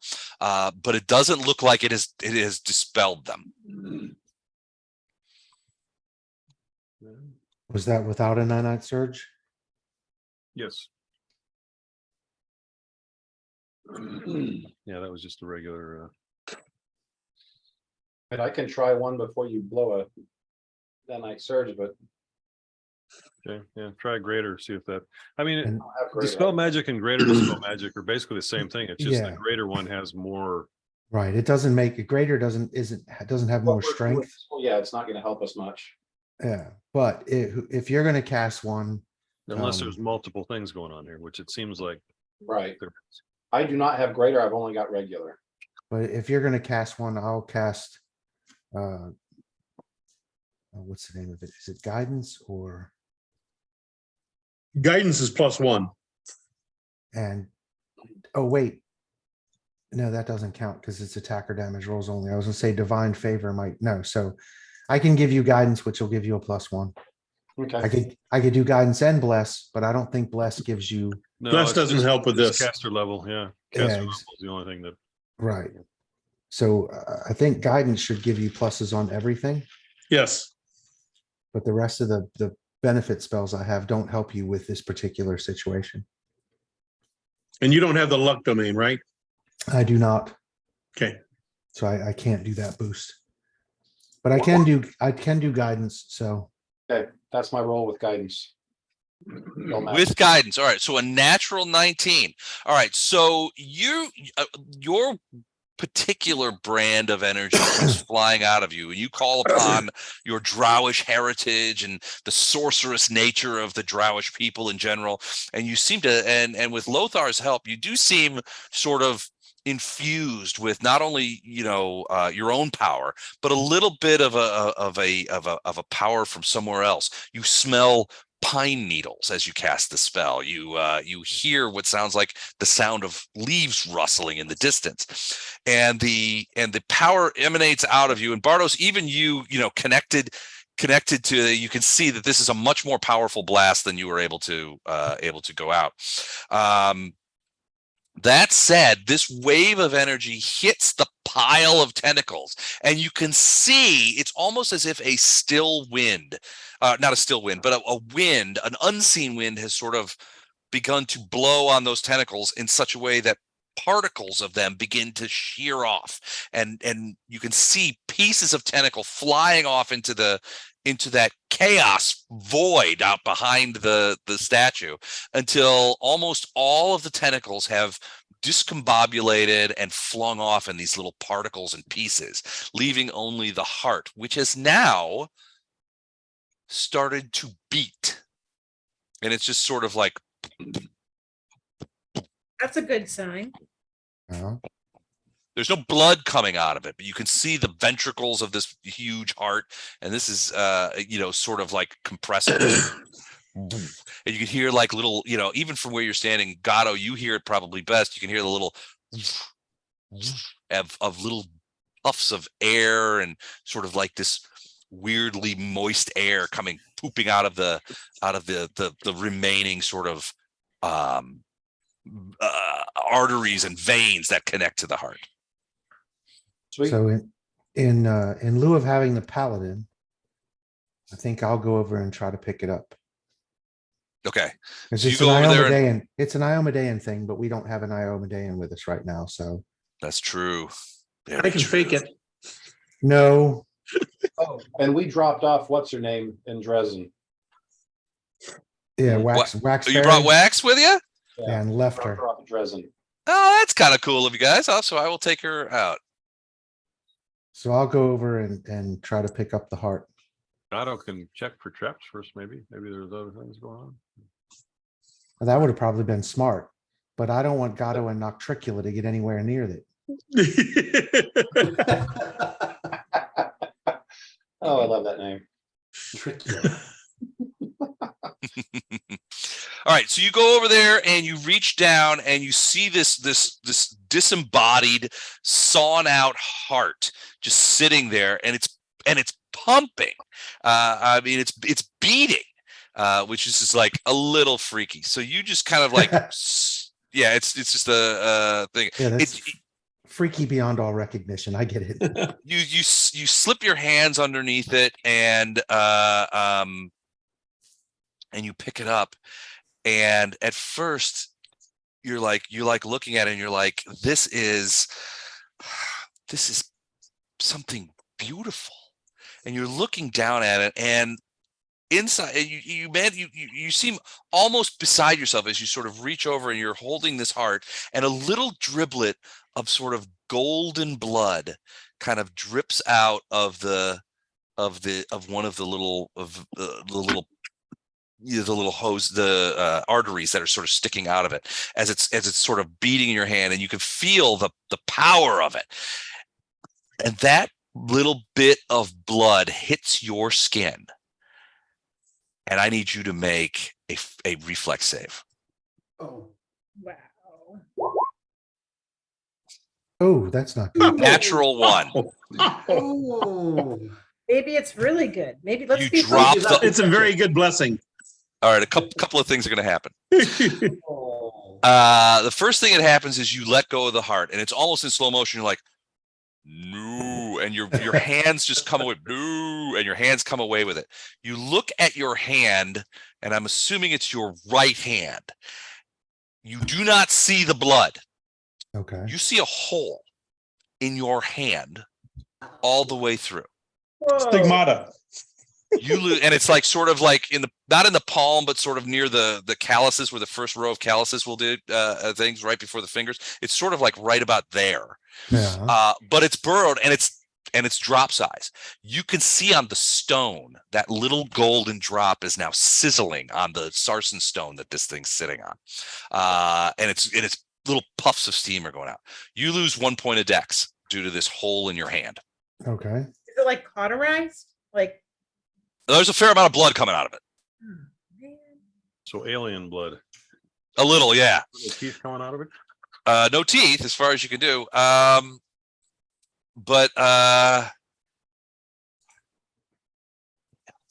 Okay. So Yeah, I yeah, think no, there's a it is trap. it's just sitting down. It's just the heart is just sitting there, and it's still pumping. But you're looking down, and you guys are all looking at it, and you can see that Lothar has a freaking hole through his hand, which is pouring blood onto the floor. Probably yelping. Well, have I taken damage besides the dex? Just the dex. It Okay. doesn't Now. seem to hurt, Okay. but it does seem to not want to stop. It doesn't. The blood doesn't seem to want to clot. Right. Well, I'm going to try to pick it back up. Pick up the heart again. Yeah. I Okay. can use prestidigitation and Yeah, I look for it. I don't have that. Do you? yeah, I do. That makes sense. Then we wanted to touch it because it doesn't weigh that much, does it, Les? Less than, It's about the size of a bowling ball. Weighs maybe 8-10 pounds. It's not as dense as a bowling ball. Let me see what pressed. I don't And think it's I think it's 5 Can you pounds. bowl with 5 it? pounds does, no, that's too much then. Yeah, mage hand and the low level ones are 5 pounds. You'd have to use, what's the spell? There's a spell where- telekinesis. telekinesis, yeah, where you can pick up heavier stuff, but I have that one, but I don't have it memorized. Well, if it went through stone and flesh, is there anything acid doesn't generally react to? Water? we don't, at this point, we don't Glass. don't really know if it's acid. True. And it might not happen again. I mean, I don't know. We're gonna find out. Go ahead. We're gonna find out because I'm trying to pick it up. sent you a message, Lothar. Oh. I'm gonna pull my hands back.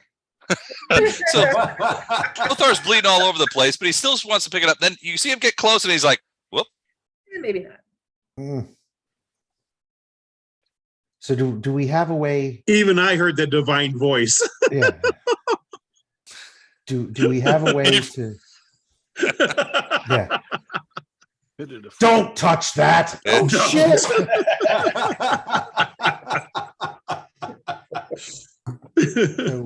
at this point, we need to figure out a way to take control of this thing without well, I can't physically touch it.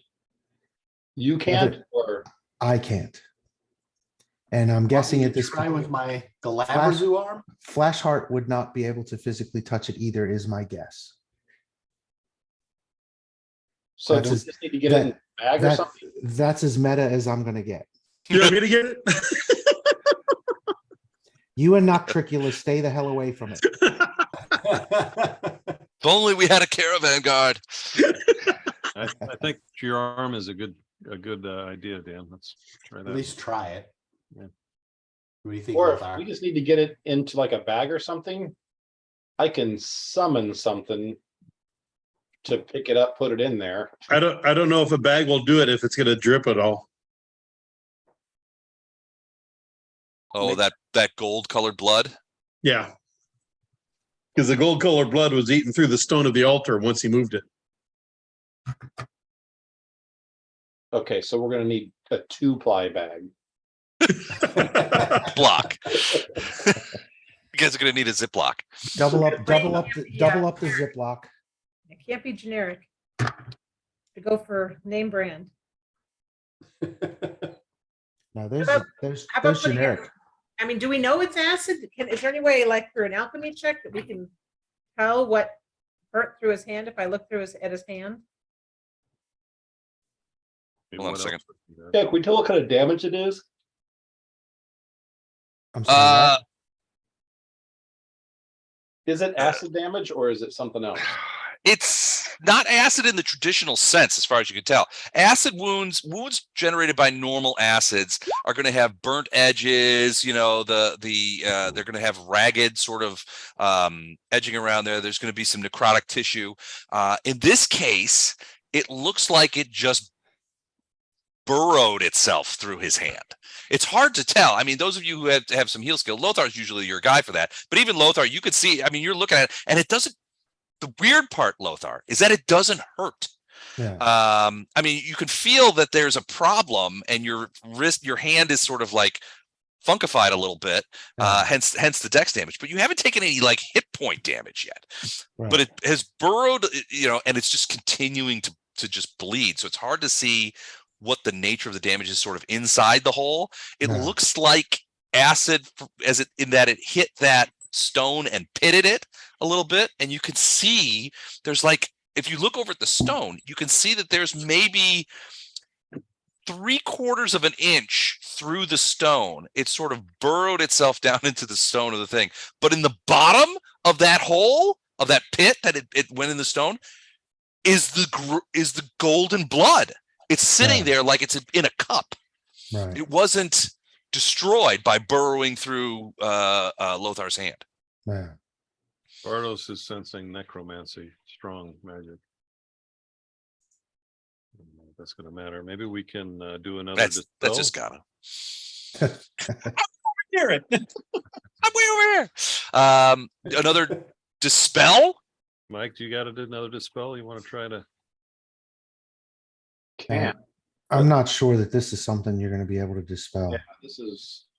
The Herald and effectively, I guess, the Herald's heart were, I don't know what the right, twisted, Corrupted. Painted. corrupted, Corrupted. tainted. Yeah. So I think Yeah. that's what.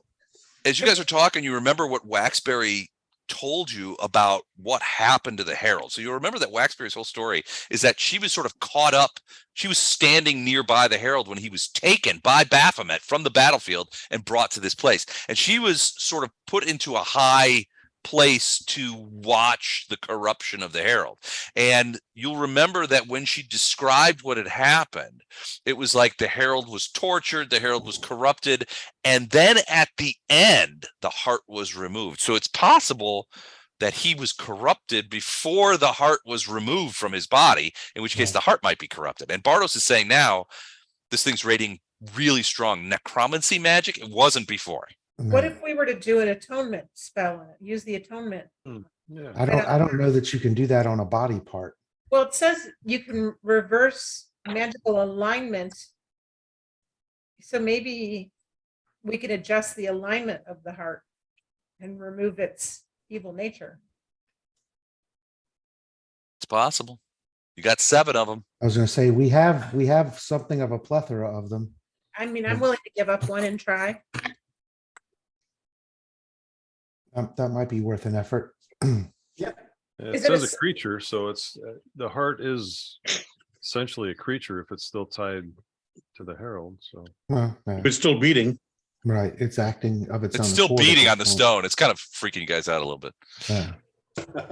Is it a spell that we just read scroll less, or how was that? It was embedded within an atonement was embedded within each of you by Iomede's avatar, and basically she would have told you all you need to do is speak these words, and she would have sort of mentally, psionically, sort of placed a series of magical words in your memory and say, "Speak these words," and it will be done.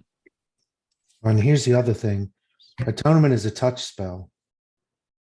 Yep.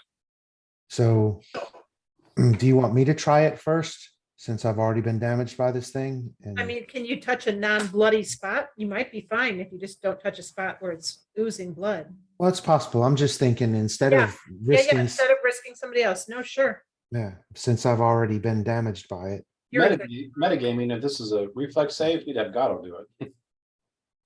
No, but yeah, I don't He'll know make if it it's, roll without even rolling a die.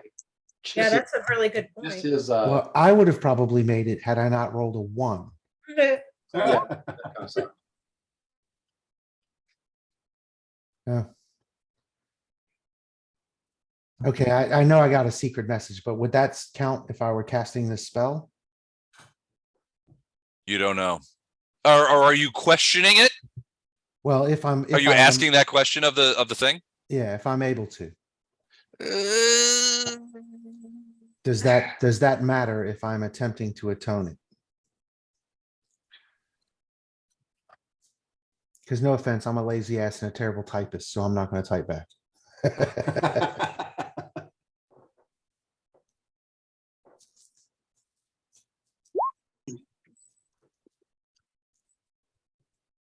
Got that? Yeah, I do. Okay. So in an attempt to not have any of my compatriots risk themselves, Okay. I am going to give myself guidance since it's free. Okay. And then I'm going to use the 20th level atonement embedded in me by the avatar or whatever it was of Iomade and try to do the spell Okay. to force a reverse magical alignment change. So I'm going to try to force the heart back to lawful good. Okay.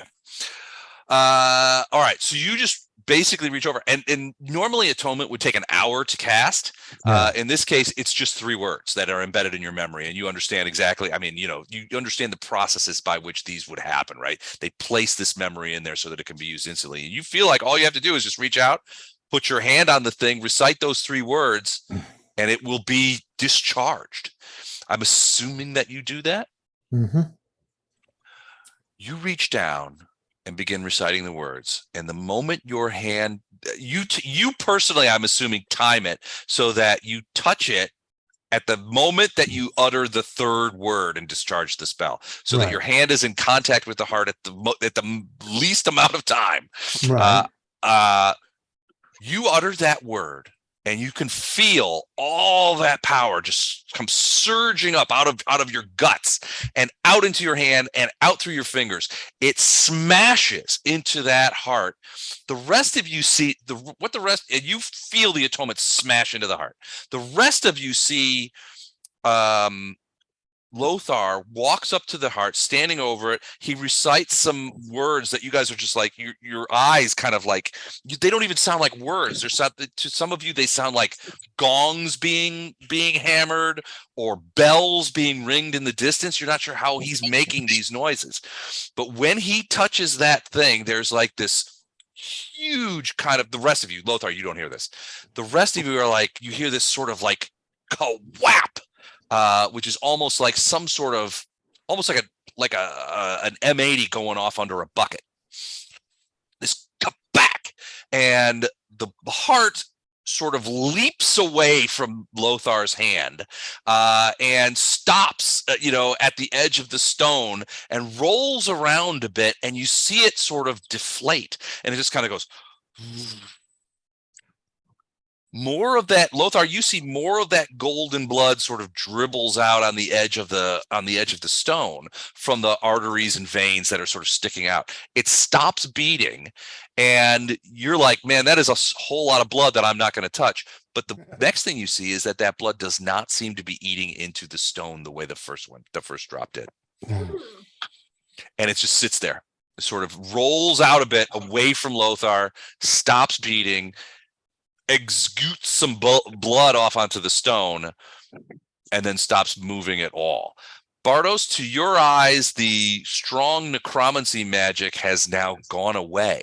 It still radiates a lot of enchantment and abjuration magic, all kinds of magic, but not necromancy. Cool. Not mention that to Lothar. Yay. So I'm going to mentally consult the magic item. Mm-hmm.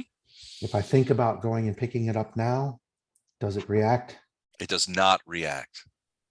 So then I'm going to go and pick the heart up. Okay.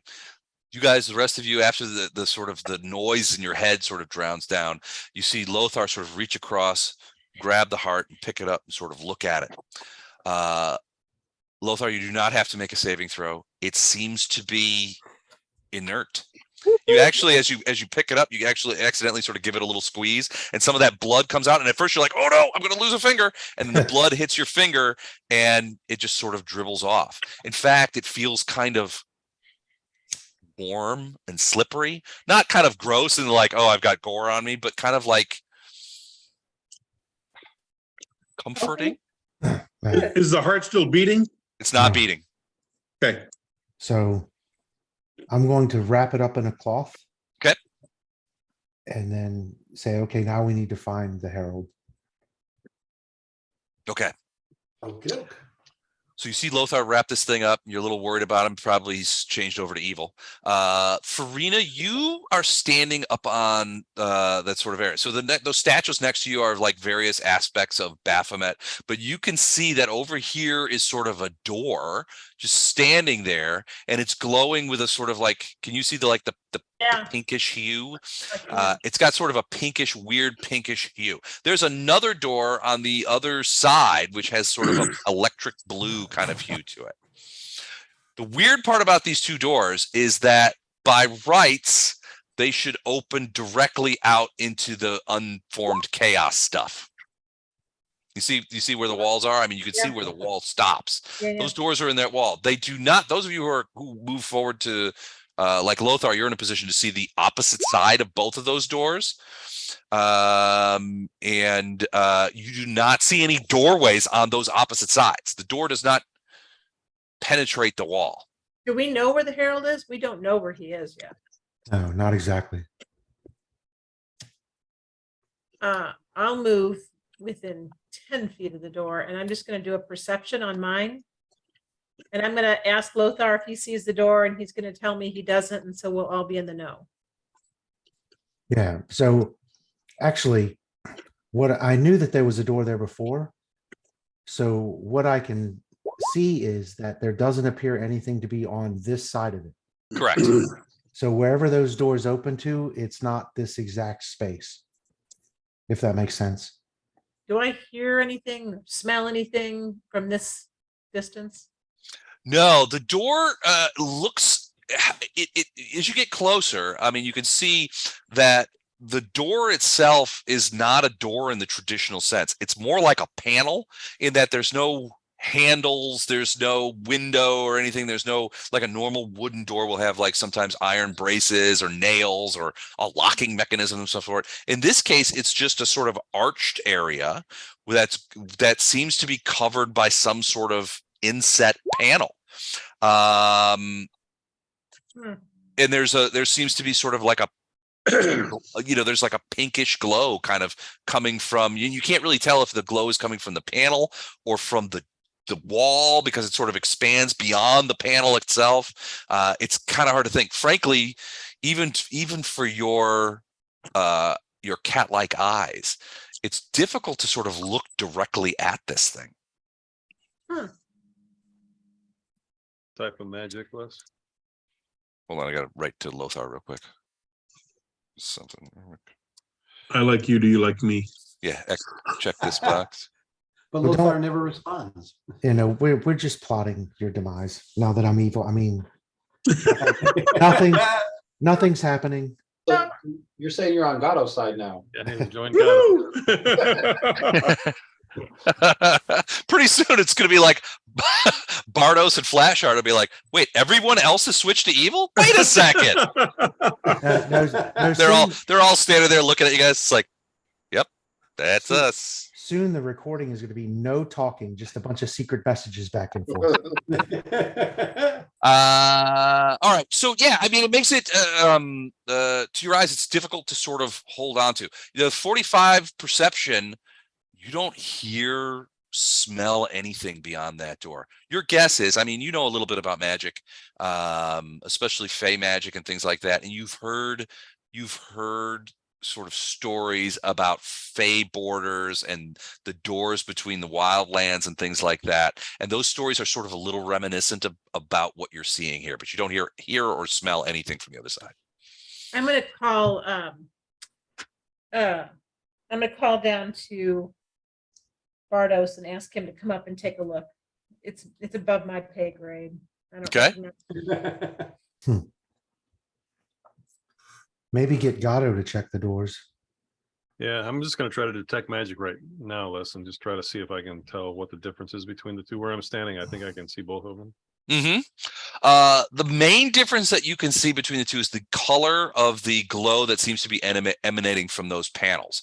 Hold on. I gotta check something. One's pink and one's blue. One's Yeah, pink and one's yeah. blue. I mean, really, I mean, Saw that on the map. yeah, it's kind of the way it goes. You could do sort of long distance detect magic on those kind of on the doors themselves or the glow itself. And the vibe you get back is largely transmutation, a little bit of abjuration, and a little bit of divination magic. So a multitude of there, but mostly transmutation. And it's and the similar vibe is coming from both doors. Fletcher wants to know if he can break it. Can he destroy it? If he hits it with his sword, does he think? I mean, it's possible. I mean, it doesn't look. I mean, they look to be of stone, but you're good at breaking stuff. Breaking them, if we need to go through, may be detrimental.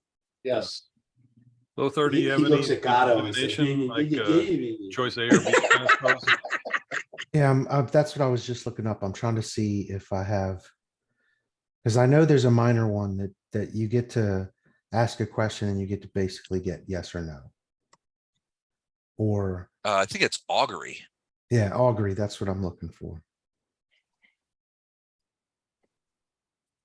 But I'm guessing that's second level. So augury is the Yeah, learn whether an action will be good or bad. Yeah, it's a second level spell. And I don't So- think that's going to really help us here because going through either of these doors is going to be Wheel good or- and woe, that kind yeah, of. it's going to be good and bad. There's neither of them because if we're going after the Herald and the Herald has been perverted, then going through that door would be bad. But that's kind of what we want to do. And I don't know at this point that there's any option that wouldn't be bad. So I don't think that augury is going to help us at all. I remember this one. I asked the guard in front of the pink door. What What would the guard in blue front of door blue say? door would say. There are two doors in front of you. One tells only lies, the other only the truth. the one Yeah. door. So I'm just going to Jesus stand Christ. here. I'm just going to stand here spinning globes in my hand with pants that are like 1,000 times too tight. There you go. For anyone who recognizes that movie. The best I Fletcher's can not in a do. hurry to go through either door, but if one of you guys want to go through, he'll watch you. I would suggest that we get Gatto to check for traps and look at them, and then I can offer him guidance, which is probably the best I can do at this point. Because I don't, like I said, wait a minute. What's the, hang on, is it aid, attack rolls and saves? That's not it. Bless, attack rolls and saves. That's not it. Prayer. That's not it either. One of them I No, know. guidance. Yes, but there's another one that gives you a +1 to skill checks. Skill Is that, checks. is What that is that? only? I think that's a competence, which is a bard thing. No, no, I can no. give you augment, which it's a +4 to any single ability score. So that'll give you a +2 to something, whatever you're using to detect. Yeah, so I'll give you guidance. And then whatever bonuses you can get, because guidance I have for free. I can do that as much as I want. But it's only a +1. So whatever you can get from Bardos. That an intelligence is what are you using? To, Charisma. Bardos, your thing won't help because it won't stack with the belt I have. It's the same type of bonus as the belt. enhancement. It's an enhancement. Yeah. And, But guidance will work. oh wait, guidance is the one. Yeah, attack roll, saving throw, or skill check. So. And I it's, always assume when. Go ahead. it's divine, so it should have no problem stacking with anything else your evil ass is carrying. I always assume when Lothar gives a guidance, he always is like, "Don't fuck this up." Wait a minute, do I still have it in here? Yeah. This is a wristband I wear when I'm bowling. What's it say? That's with the +1 guidance. What does it say? Don't fuck up. this. Don't fuck up. I love it.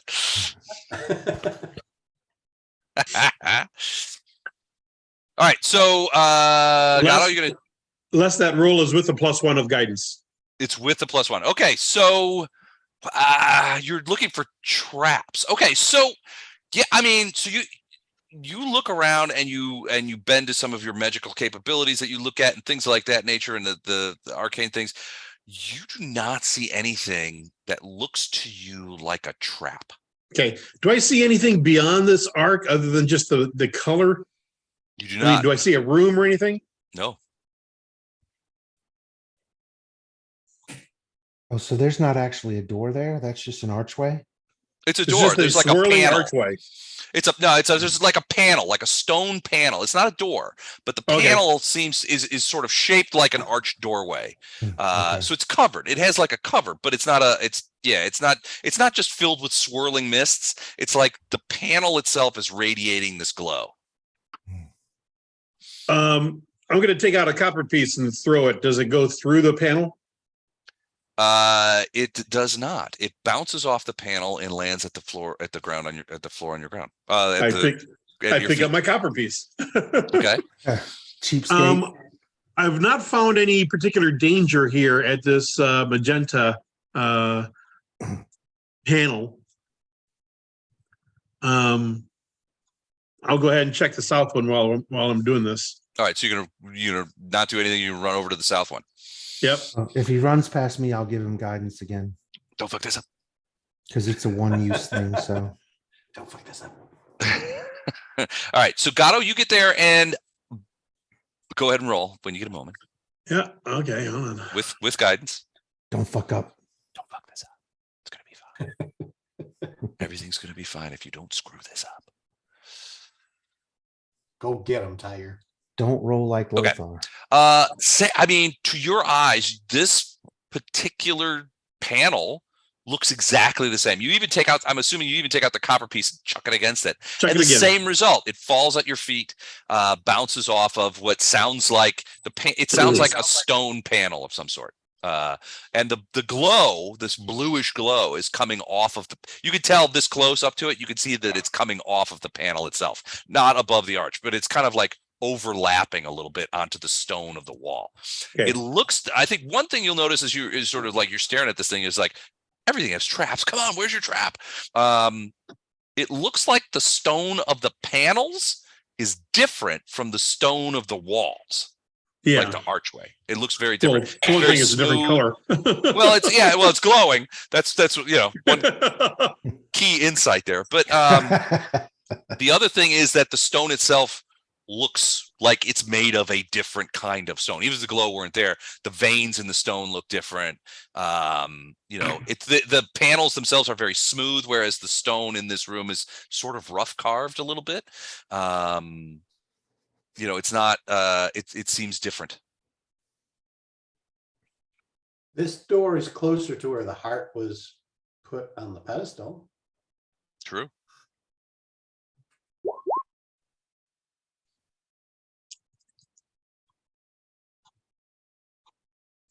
I vote Gatto blue. votes magenta.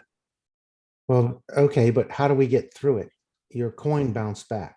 Sure course. Where's Storm? Let Storm go through it. See if it's just something living goes through. Oh, Storm Mike's was like, wait, what? Mike's Mike away says, "That sounds great." That's a great plan. I love this plan. Get in there, Storm. Don't fuck this up. Whereas I'm thinking Fletcher just, grabs Gatto, wheels him back and whips him Yeah, Oh, chucks I him can in. Totally do a dwarf toss. Yes, I'll throw him through. and dwarf toss. I don't know. What do you guys think? It doesn't seem to be trapped. I mean, there doesn't seem to be. I like plan A rather than plan B.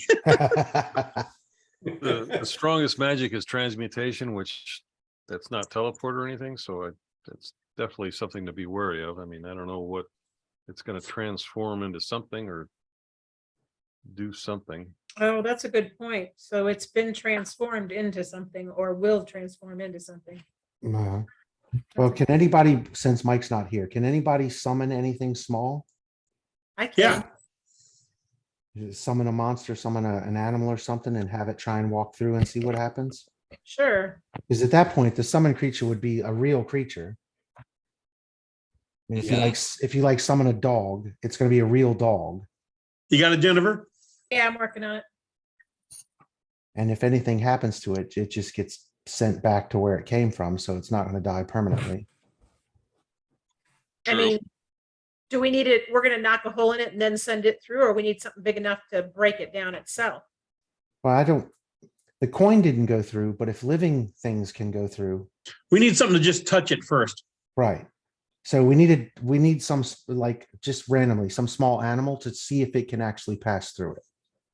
Okay. Well, I got a bat. Does it look like it moves less? You say it's a panel. Does it look like Yeah, it's a panel. I mean, it's just sitting there. It's possible that you could just slide it over. Maybe we need a monkey. And if the bat is your familiar, no, I don't know if you have No, a it's not familiar. my familiar. No. let me- Okay. Yeah, I Say wouldn't. that and automatically, Veranda just looks sad. I can summon a dire ape. That's where I was heading to. You can do it too, either way. Do it, Gatto. Get an ape. I summon a dire ape. that does not look like that. Okay. And I put it right here. All right. Hold on a second. Where are you putting it? Right in Right front of there. the magenta door. Okay. Hold on. I got to get an ape for you. Make sure it's got an opposable thumb. It can't be an ape with a broke down thumb or anything. Just use this one. All right. Hold on. This is giving me a little bit of a fit here. Hold on a sec. Are they medium sized? Yeah. All right. The ape materials, Farina or Ferrado in this case, the ape materializes directly in front of you and it's just like looks over at Gato. Yes, master. What is it that you'll have me do? Touch this panel. It looks over and it puts a big apey hand sort of through the glow and reaches out and places his hand against the panel and then looks over. Is that all, master? Okay, see if you can slide it. Here, hold on. In that direction. You can see him sort of like, and you could see Ferrado, you see the panel begin to move, and behind it is at first there seems to be some sort of like shadow or something like that, but ultimately the ape isn't even looking at it. He's just sort of like pushing it over, and finally you hear it kind of like chunk chunk, and Ferrado, you look over and the doorway is open. The pink glow is sort of debilitated. It's sort of like it was definitely on the panel. The panel is now inset some like in sort of like a pocket door kind of situation where it's like inset in the wall, and the opening leads into Ferrado. You see a place that is beyond description. Oh lordy. So Okay. describe it. You don't have to. I got a picture. You look out and you can hear sort of wind as you look into this space, and it is a blasted landscape that seems to go for miles. And as you look sort of like look to the edges of the door without putting your head in there, you can see that it goes in all directions of this sort of like burnt and twisted landscape. You don't see any plants of any kind, just big broken boulders and scorch marks and craters that look from either from huge impacts or something or explosions have destroyed this area. You do not see any movement other than the dust that is picked up by the wind that seems to be pouring over it all the time. I tell everybody it's a desolate wasteland, Lothar. It's worse than what we've been experiencing. This adventure just keeps on getting worse. The ape's name is Abe.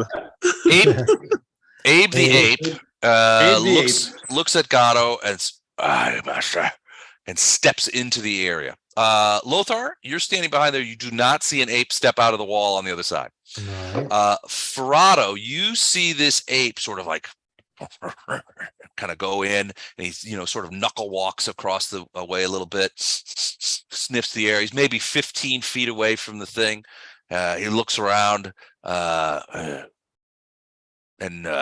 looks back at you, Ferrado, and doesn't say anything. It's still alive. Got to count for something. Maybe check the other door. I've got him for a little bit more time. Yeah. Hey, Abe, come back in here and go down to that blue panel and slide it across. All right. So he runs over here next to Fletcher. Excuse me, dipshit. Hey, Abe. And he goes up to this and slides the panel again into the meteor bit of the wall. And this time he seems much more confident. He just reaches in, and is like, woof, and the panel just goes. The panel looks like it's maybe 1.5 inches thick, and the blue glow is reduced, much reduced as you go in there. And then as you go in, you can see this looks very different. Let me go ahead and switch over here. I'm going to switch back to the vault for a second. So this looks very different in this case, it's Fletcher. You look in there, but you get a cold chill as you look down there.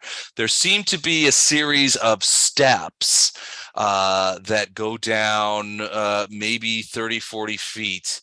And then you see there is sort of a teal blue platform that seems to extend forever. In the middle of that platform is a small plinth, is the best way to say it, a small dais, not very big. There seems to be a silver plate on top of the dais. And Well, there used to be until Gatto saw it. you see the plate sort of swooped out from under. And on top of that plate, you see what looks to be an enormous, probably 11 or 12 feet tall creature that is sort of hunkered down, almost in a fetal position, but like on its hands and elbows. And it's got two big sort of wings that are sort of wrapped around it, sort of protecting it from things. It looks to be gold colored, and there are a couple of sort of curly horns that kind of are protruding out from the all right, I'll get rid of Abe, are protruding out from the creature's maybe head. It's hard to see from here. You seem to be, it's one of those, it's obvious that this is one of those things where there's a lot of distortion between where you're standing and where the thing is. But yeah, what you see is sort of a large platform made of some sort of turquoise stone. You see a couple of statues also made of the same turquoise stone, like three corners of the at 3 points of this big circle area, or like almost in a triangle. And in the middle of this triangle between these statues is this plinth where this creature is sort of hunkered down. It does not seem to be moving, at least from what you can tell. I let everybody know there's a creature here. It's a big creature. It could easily be the Herald. I don't know what the Herald looks like, but there's something here for sure. Call him by name, see if he answers. Hey, Harry, is that you? You yell in there, but the creature does not make any movement. Does not, it seem to hear. Yeah, doesn't seem to recognize my voice. I'll move over there, Les. Does it radiate necromancy? You find that your ability to detect magic does not pass the portal. So that you're guessing is that the portal itself is some sort of protective ward. In this case, your detect magic won't penetrate any further than the doorway. To see it, you would have to go in there and descend to the turquoise platform. So just out of curiosity, Fletcher said that there's something in here that looks like it might be the Herald because it's got wings. So I'm going to take the heart, which I now have sort of gently wrapped in a cloth. Yep. I can't move it. So anyway, sorry, here, I'll give you rights to the heart. It's all good. I'm going to move down here and see if it has any reaction at all. The organ itself. Okay. Okay. All right, Lothar the Red, you should be able to move the heart. You move over there and stand next to the thing. The heart makes no reaction, nor does the creature. Now that a lot of you can now see the creature, I'm going to just go ahead and show you what it looks like. It's not going to be great. Hold on a second. Did you draw it with crayons? Well, no, but I don't have a no. I've got a. Oh, that's funny. And at this point, Lothar looks like he's carrying a football. I assure you he'd be an awful running back. He's not a good football player. All right. So that is what the turquoise platform looks like. And it seems to stretch out in all directions. The statues, it's hard to see. You can't see the faces of the ones that are facing away from you, but the one that is off in the distance, it definitely looks like some variant on Baphomet. He seems to make a lot of statues to himself. the plinth here is not very big. It's only about 6 feet, or maybe 8 feet long and maybe 6 feet wide, and the silver disc on it is smaller still.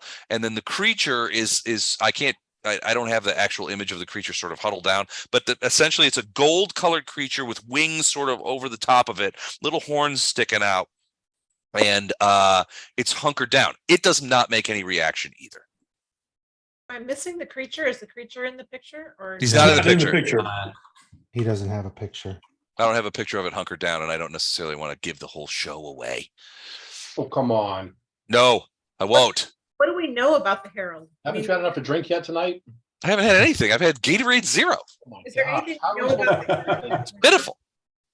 Yeah, well, the Herald is an angel. Well, Was. Was an Was, angel. Yeah, So So little the- horns are a possibility, right? Yeah, if it's been, the horn's gonna Perverted. come, yeah, when it got perverted. no. So it's possible. So We let me take the ask this heart real quick before to we the jump into silver this. plate. Are we trying to like grapple or just somehow immobilize this creature so someone can run up and try and cram this heart back in its chest? Well, at this point, if it's statue-like, I don't know that that's even a possibility. Right, I'm just saying whenever we do find the. Yeah, once It- we find the Herald in a form that we can interact with it. Yeah, the idea is we're almost certainly gonna have to try to grapple it in some way. Okay. In an attempt to put the now lawful good heart back into its body and then see if we can atone the hell out of it. Tone hit, okay, At least that's what I'm getting from this. okay, So the heart at this point has been, at least as far as I understand the atonement spell that I cast, the heart at this point has been returned to its original its original state. state. Yeah, that's probably the best term for it, which would have been the lawful good heart of a lawful good Herald of Iomade. Yeah, an angel. Yeah, Yeah, or a of an angel. solar, more like a solar. Right. So the question at this point is obviously, if this is the creature with the wings and whatnot, it's got horns, which means it has also, at the same time, been corrupted. Well, I mean, celestial creatures could have horns. Yeah, It doesn't. Horns aren't necessarily the exclusive purview of infernal or demon or abyssal creatures. There are. I mean, you as a student of religion would know that there are certain types of angels that would have horns. Physiologically, they're just different from humans. All right. And at this point, I mean, my deity has antlers. So I guess maybe it's a question of, do I have an understanding, or did we ever get one, of what the Herald looked like in its true uncorrupted nature? And is that a religion check, or is it? It's probably a Waxberry would probably have. des- Described him? Yeah, or at least described him. Flashheart would have known instinctually, and he would have said, "Yeah, golden skin, a warrior." He would have had weapons. He would have radiated a golden light from his beautiful feathered wings, that kind of thing. so then- how big is this creature? What about the horns? Would Flashheart know anything about? is Not he the- specific, not necessarily specific, but you certainly wouldn't rule it out. Okay. So it seems like that might be the guy we're looking for. Sound possible. And Can it we have looks- the ape go in there and cram the heart back into his chest? Is Well, gone. The ape's gone, I and it see looks like another ape. Don is about half gone. I'm here. I'm listening. You're just sleeping. So I'm it's just all- sleeping. It's all good. Time to knock off anyway. Yeah. The good news is it's only what, 7 minutes to the end of the session anyway. And this would be a good time for our paladin to be back with us. I think so. So do you Except guys for- step all the way in, or I mean, do you go down to the No! turquoise platform? I can summon one more ape if you want the ape to go down there. Well, I don't know. Just in case something gets triggered, I think I agree with Dan. We stop I here. think Yeah, stop here. Yeah. The next time we play, and hopefully we'll have our paladin. Okay. We'll be at full strength. And we should be able to put 2 entries in the book, I'm sure, next session. Yeah, I think at this point we've sort of found the spot we're looking for. So Okay. This looks like the place. I mean, there's a creature hunched over there. Now, what you would see is that, well, you think it has gold skin or some sort of gold armor, but it's hard to tell from this distance. The wings certainly do not look majestic. They look a little batty and damaged. Everybody give me a quick perception check before we sign off for the evening. I'll say we know it's been corrupted. So have at you. All Holy right. shit. Whoa. Hang on a second. Yeah, look at that. How'd you do that, Lothar? Wow. I rolled a nat 20 and still got beat by 11. That's how Farina has felt every time someone yeah. swung a weapon for the last 2 years. That's her Farina, jam. Farina is a badass. Well, So I'm a very perceptive. You're a She perceptive sees badass. everything. The DM. So as you guys sort of stand there at the doorway and look down into this turquoise platform that seems to go forever, Farina sort of nudges you guys and says, in her sort of like hissing voice, "Look there." And you can see that nestled under the creature are a pair of glaives with golden blades that seem to be crossed underneath it. Ooh, I want one. Yeah, I'm thinking, unfortunately, you're probably going to get both in your chest before this is all over. At least it's not magic. At least it's not dismissal, damn it. We don't Yeah. know it's not magic yet. Cut me all you want. Just don't dismiss me anymore. The statues cast dismissal on Fletcher. No. Damn it! No. All right. Do you guys want to go ahead and stop there, or is there anything else you want to do before we stop? I'm good. Right now, I have you guys still on the other side of the blue portal. Yeah. You haven't gone Yes. in and stepped down. Okay. We have not. You're all sort of crowded around there going, "Ooh, that looks like him. I don't know. Can you see wings? Well, he's got horns. Horns are fine. No, nobody knows." We say, ooh, we should ask Flashheart because he is the Herald of Yeah. Iomade. Where the hell is Flashheart? Flashheart, get over Yes. here. And that's What? the end. And He's in the then, back. and then we hear what we normally hear from Flashheart, which is Yeah. All right. Well, we will, if nobody has anything else, we'll stop there just 2 minutes early, and we will return We soon. return in December, don't we? Because didn't you say you're It out? might be December, yeah, because I got to be gone the weekend of the 18th, I do believe we're and I'll be talking- gone that whole weekend. so Les, I sent you an email on this too, but the first Sunday in December, I won't Uh-huh. be available. Oh, No, I might not be either. Gordon and I might be taking off that weekend too. Oh, you said the 18th of this month, right? the 18th of this month, I got to be in Mississippi. The Yeah. first weekend in the first Sunday in December is the 4th, Right. and you guys have to be I'm gone. So we got a lot of available people. second, if we want to switch A and B team around, I'd be up for that. But Well, we can kind of plan our trip around that the same Well, weekend. Gordon and Jennifer are also B team as well. yeah. yeah, And we might be able to play. Well, except All right. Well, let's I'll tell you what, do me a favor, you guys. Send me your availabilities those first 3 weeks in December so that I know, and let me see if I can move the pieces around in a way that makes sense. Okay. Cool. And Mike, let us know if you're going to try to do D team the weekend after next when Les is in Mississippi. I didn't think about that, but I could probably do that. Well, I mean, if everybody else is available, so that's kind of the question.